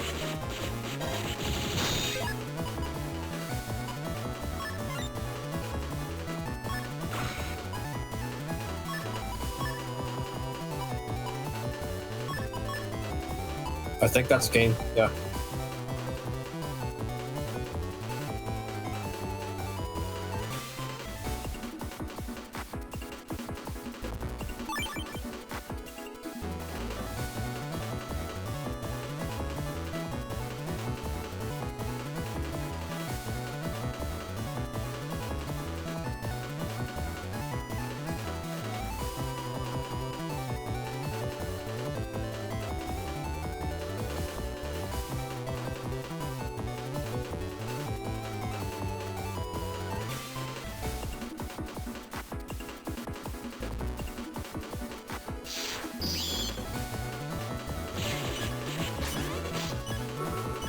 More snake!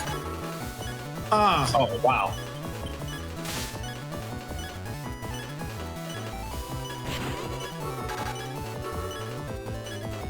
well, it's not gonna paralyze.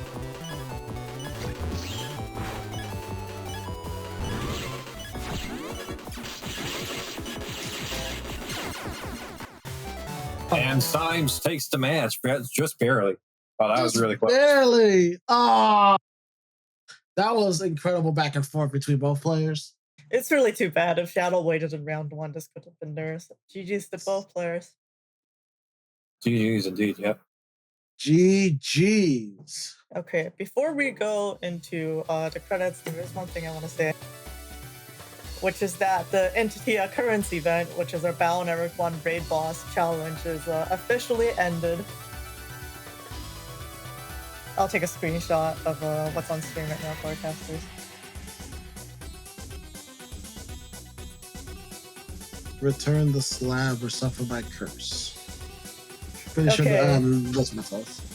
So the rules were it's unrestricted Battle Network 1, it's a best of 3, and you get up to 1 retry. So if you lose the best of 3, you have up to 1 more chance to play. And so we had 5 people that managed to beat N10thGPth. We have Swift, Nonstop Mop, K-Sky, and MysticalSobble, and MysticalSobble. Swift and MysticalSobble managed to pull it off in their first set. Wow. And something that should be noted is that N10thGPth was undefeated for more than 1 week. I think 10 days or so. Unfortunately, they were starting to get worn down from all the Battle Network 1 mashing over time.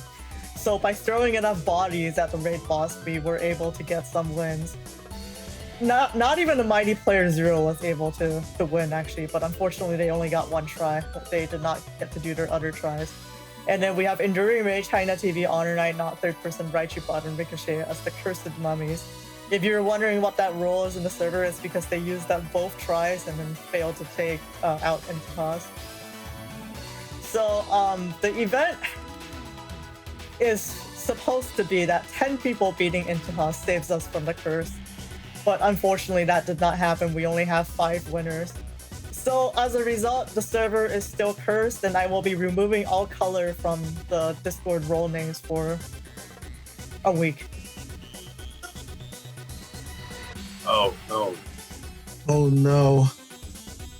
Yep, unfortunately, we were not able to save the server, so that is the consequence. Also, other fun facts. Swift initially came in not thinking Battle Network 1 would be a fun game, and they wanted to play their own rule set, actually, but then people talked them into trying it out, and they actually ended up appreciating the game, enjoying it, and then even being the very first person to beat N10thGPth, so that was an absolute blow-up story.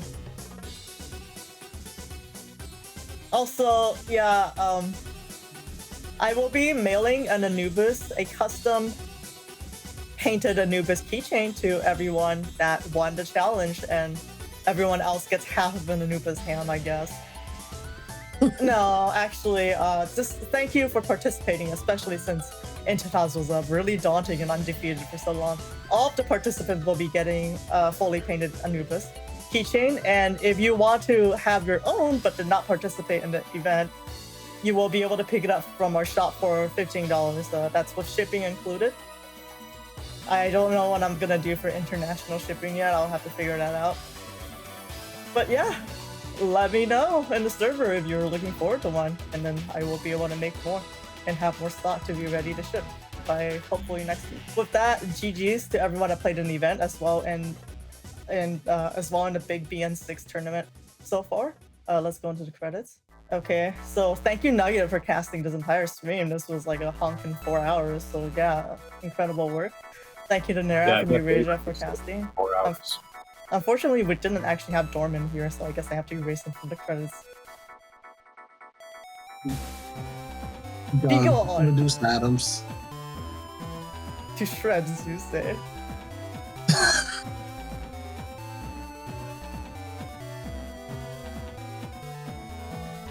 Liberal going, I wish I could have at least played the challenge. He says as he waits last minute after complaining for 2 entire weeks that Battle Network 1 is bad. Liberal, you let this be a learning moment for you, man. Eldior says, hold on, where's my name and storekeepers? How many stores did you actually keep? Like, I genuinely didn't know if you kept any stores.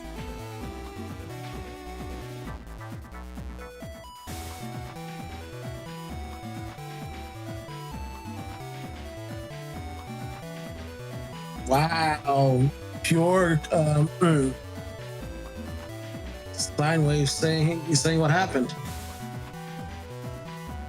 Yeah, I think Liberal is at that age where like they don't quite appreciate things like us older folks do. You know, we appreciate things even if the flavor isn't like immediate. You know what you mean? You know what I mean? Like you have to chew it a bit to appreciate the complex flavor.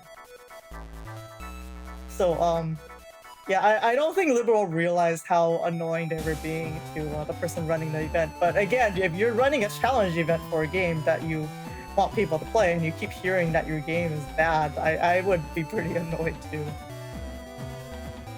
But yeah, GG's to everyone that participated. We are also, the BN3 Hokage event is still going on. The Star Force 2 Gauntlet ended with the Star Force 2 encounters. We are going to have a BN5 event, maybe starting next week as well, so stay tuned. And again, in order to win a BN3 Hokage's challenge, you need to fight and beat all 4 Hokages. The fourth and final will be unlocked after you beat the other 3, so make sure to get your scheduling in. Look at announcement for the rules. Oh, actually, yeah, I think I forgot to add to the credits, but Mars also tried the challenge, so they should have a retry available. They're not quite a cursed mummy, but they didn't make the deadline. So let me add that in.